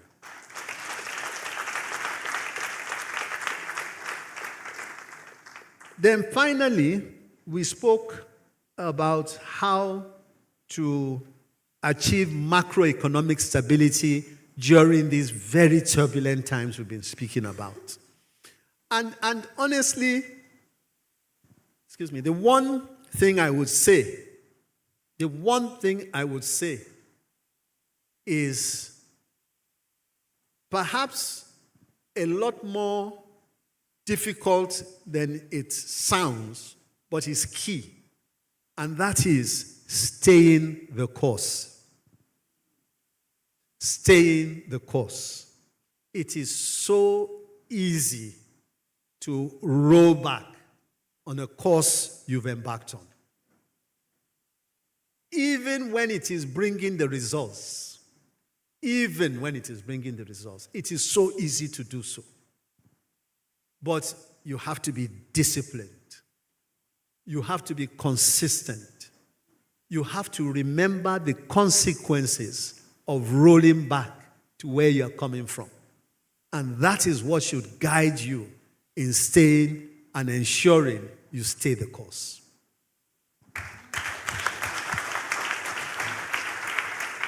I see Harinder and Nancy standing. Time is up, but there were two more questions. I'll be very fast. One was about African emerging markets. How can they make new trade agreements? It's a very good question. I feel at the WTO sometimes that so much attention is paid to the existing agreements or the agreements that were not made or the ones that don't work, that we don't have enough room to think about new agreements.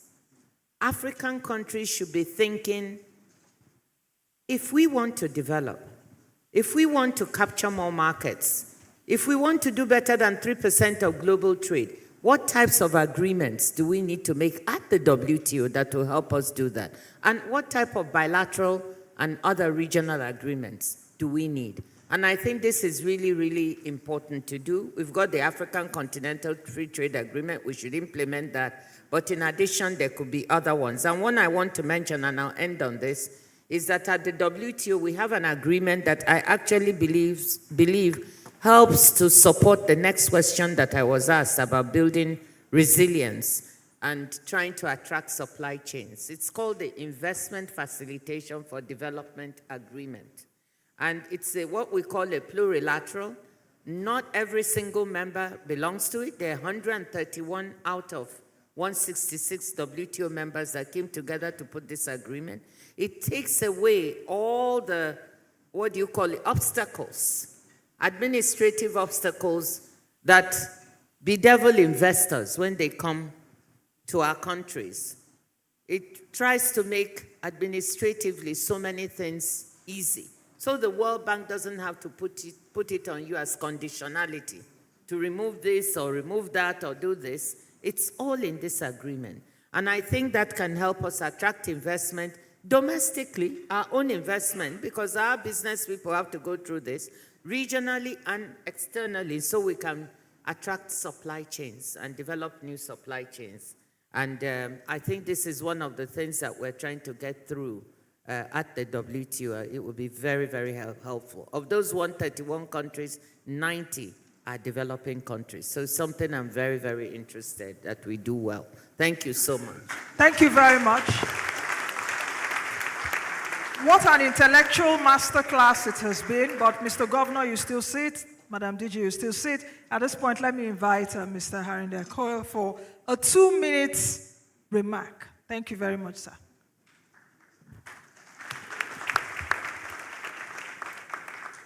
Thank you very much. Before I do my very pleasant duty, I want to make 2 very short comments. One, Mr. Governor, when I was as young in my World Bank days as you are today, one of my jobs was to look after World Bank's global policy on SMEs. And I must say that I never heard such a concise and fascinating tutorial on importance of SMEs, passionate and yet so good by a central banker. I never thought I've heard such a convincing case why SMEs are important and how to do them properly, financing. Thank you very much. I couldn't have done it better.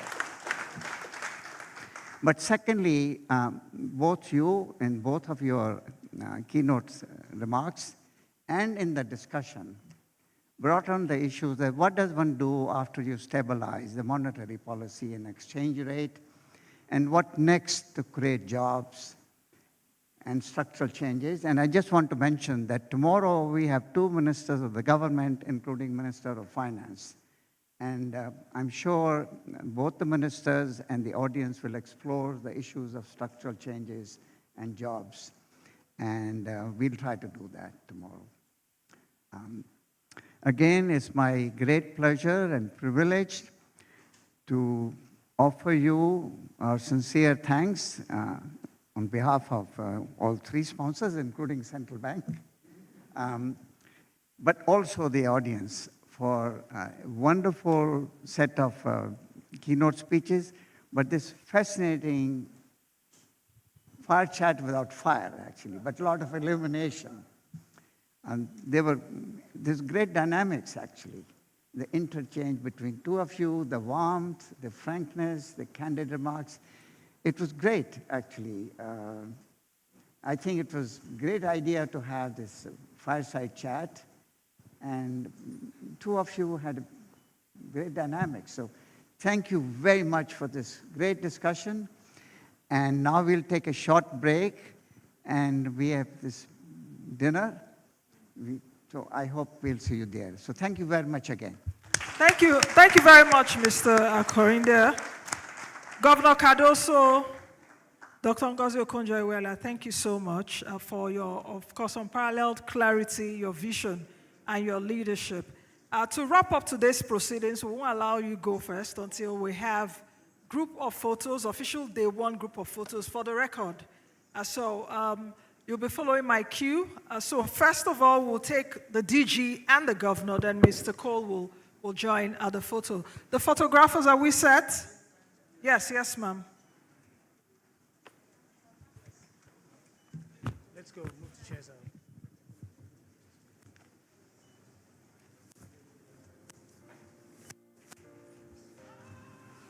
Have you all had a wonderful time today?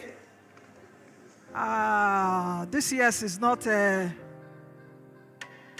Have you all had a wonderful time today? The yes have it. The next order of photos will be the Director General, the Governor of the Central Bank, and the Deputy Governors. That will be the next set of photos. Yes. After this, the next set of photos will be the DG, the Governor, and Deputy Governors. Are we good? Yes. Okay, the Deputy Governors can join the photos. I can see Mr. Lamido Yuguda. Oh, very athletic. This evening, sir, you are still athletic. The next batch of photos will be the Director General of the WTO, the Governor of the Central Bank, and the different batches, that's the different panel session speakers and panelists. So that's how we're going to take it. So the first panel session should be getting ready, the moderator and the speakers to join the photos. Then second panel.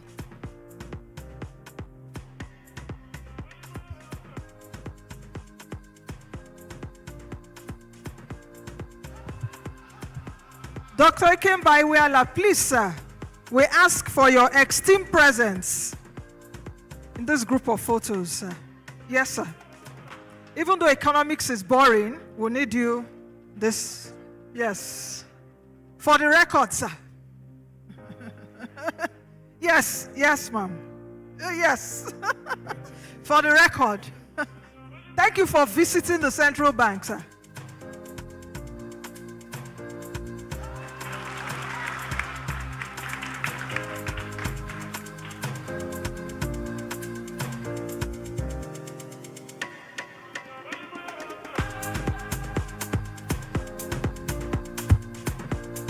Thank you very much, sir. Thank you. Thank you for the wonderful 47 years you've given to her, and we wish you more years. Congratulations. All right, the next batch. Okay. Now the DG, the Governor of the Central Bank. The next photo is the DG, the Governor of the Central Bank. Speakers of the various panel sessions, please. Dr. Chuka, Professor Aremu, the CEO of PAMPay, please approach the podium very quickly.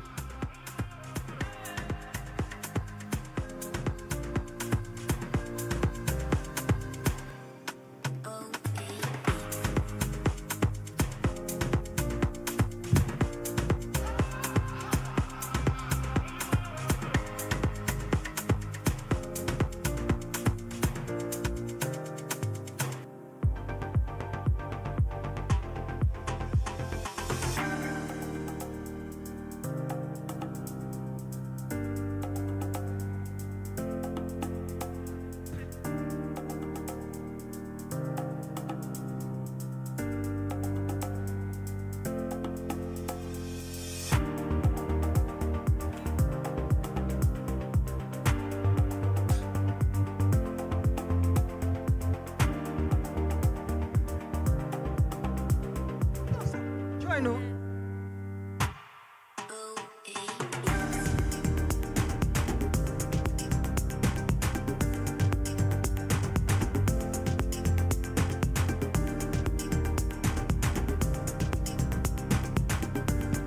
I hope we have all the speakers on set. That's today's speakers and panelists.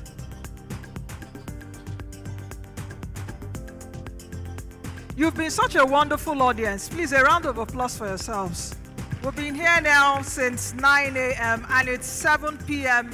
Nigerian time. Fantastic, fantastic. I applaud you. Are we good? Thank you.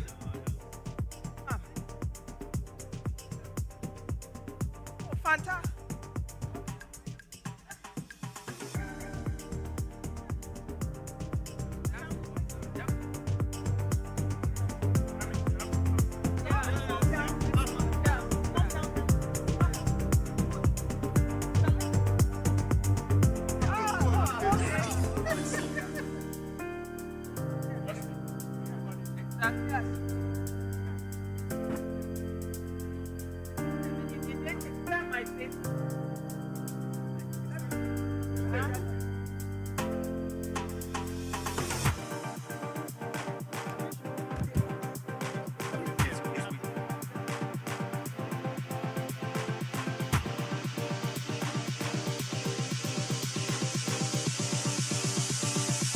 Purchase your track today.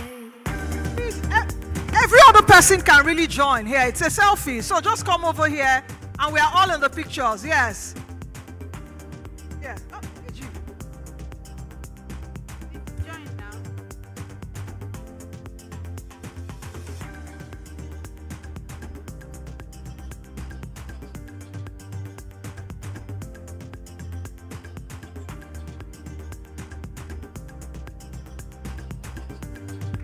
Thank you very much, Madam DG.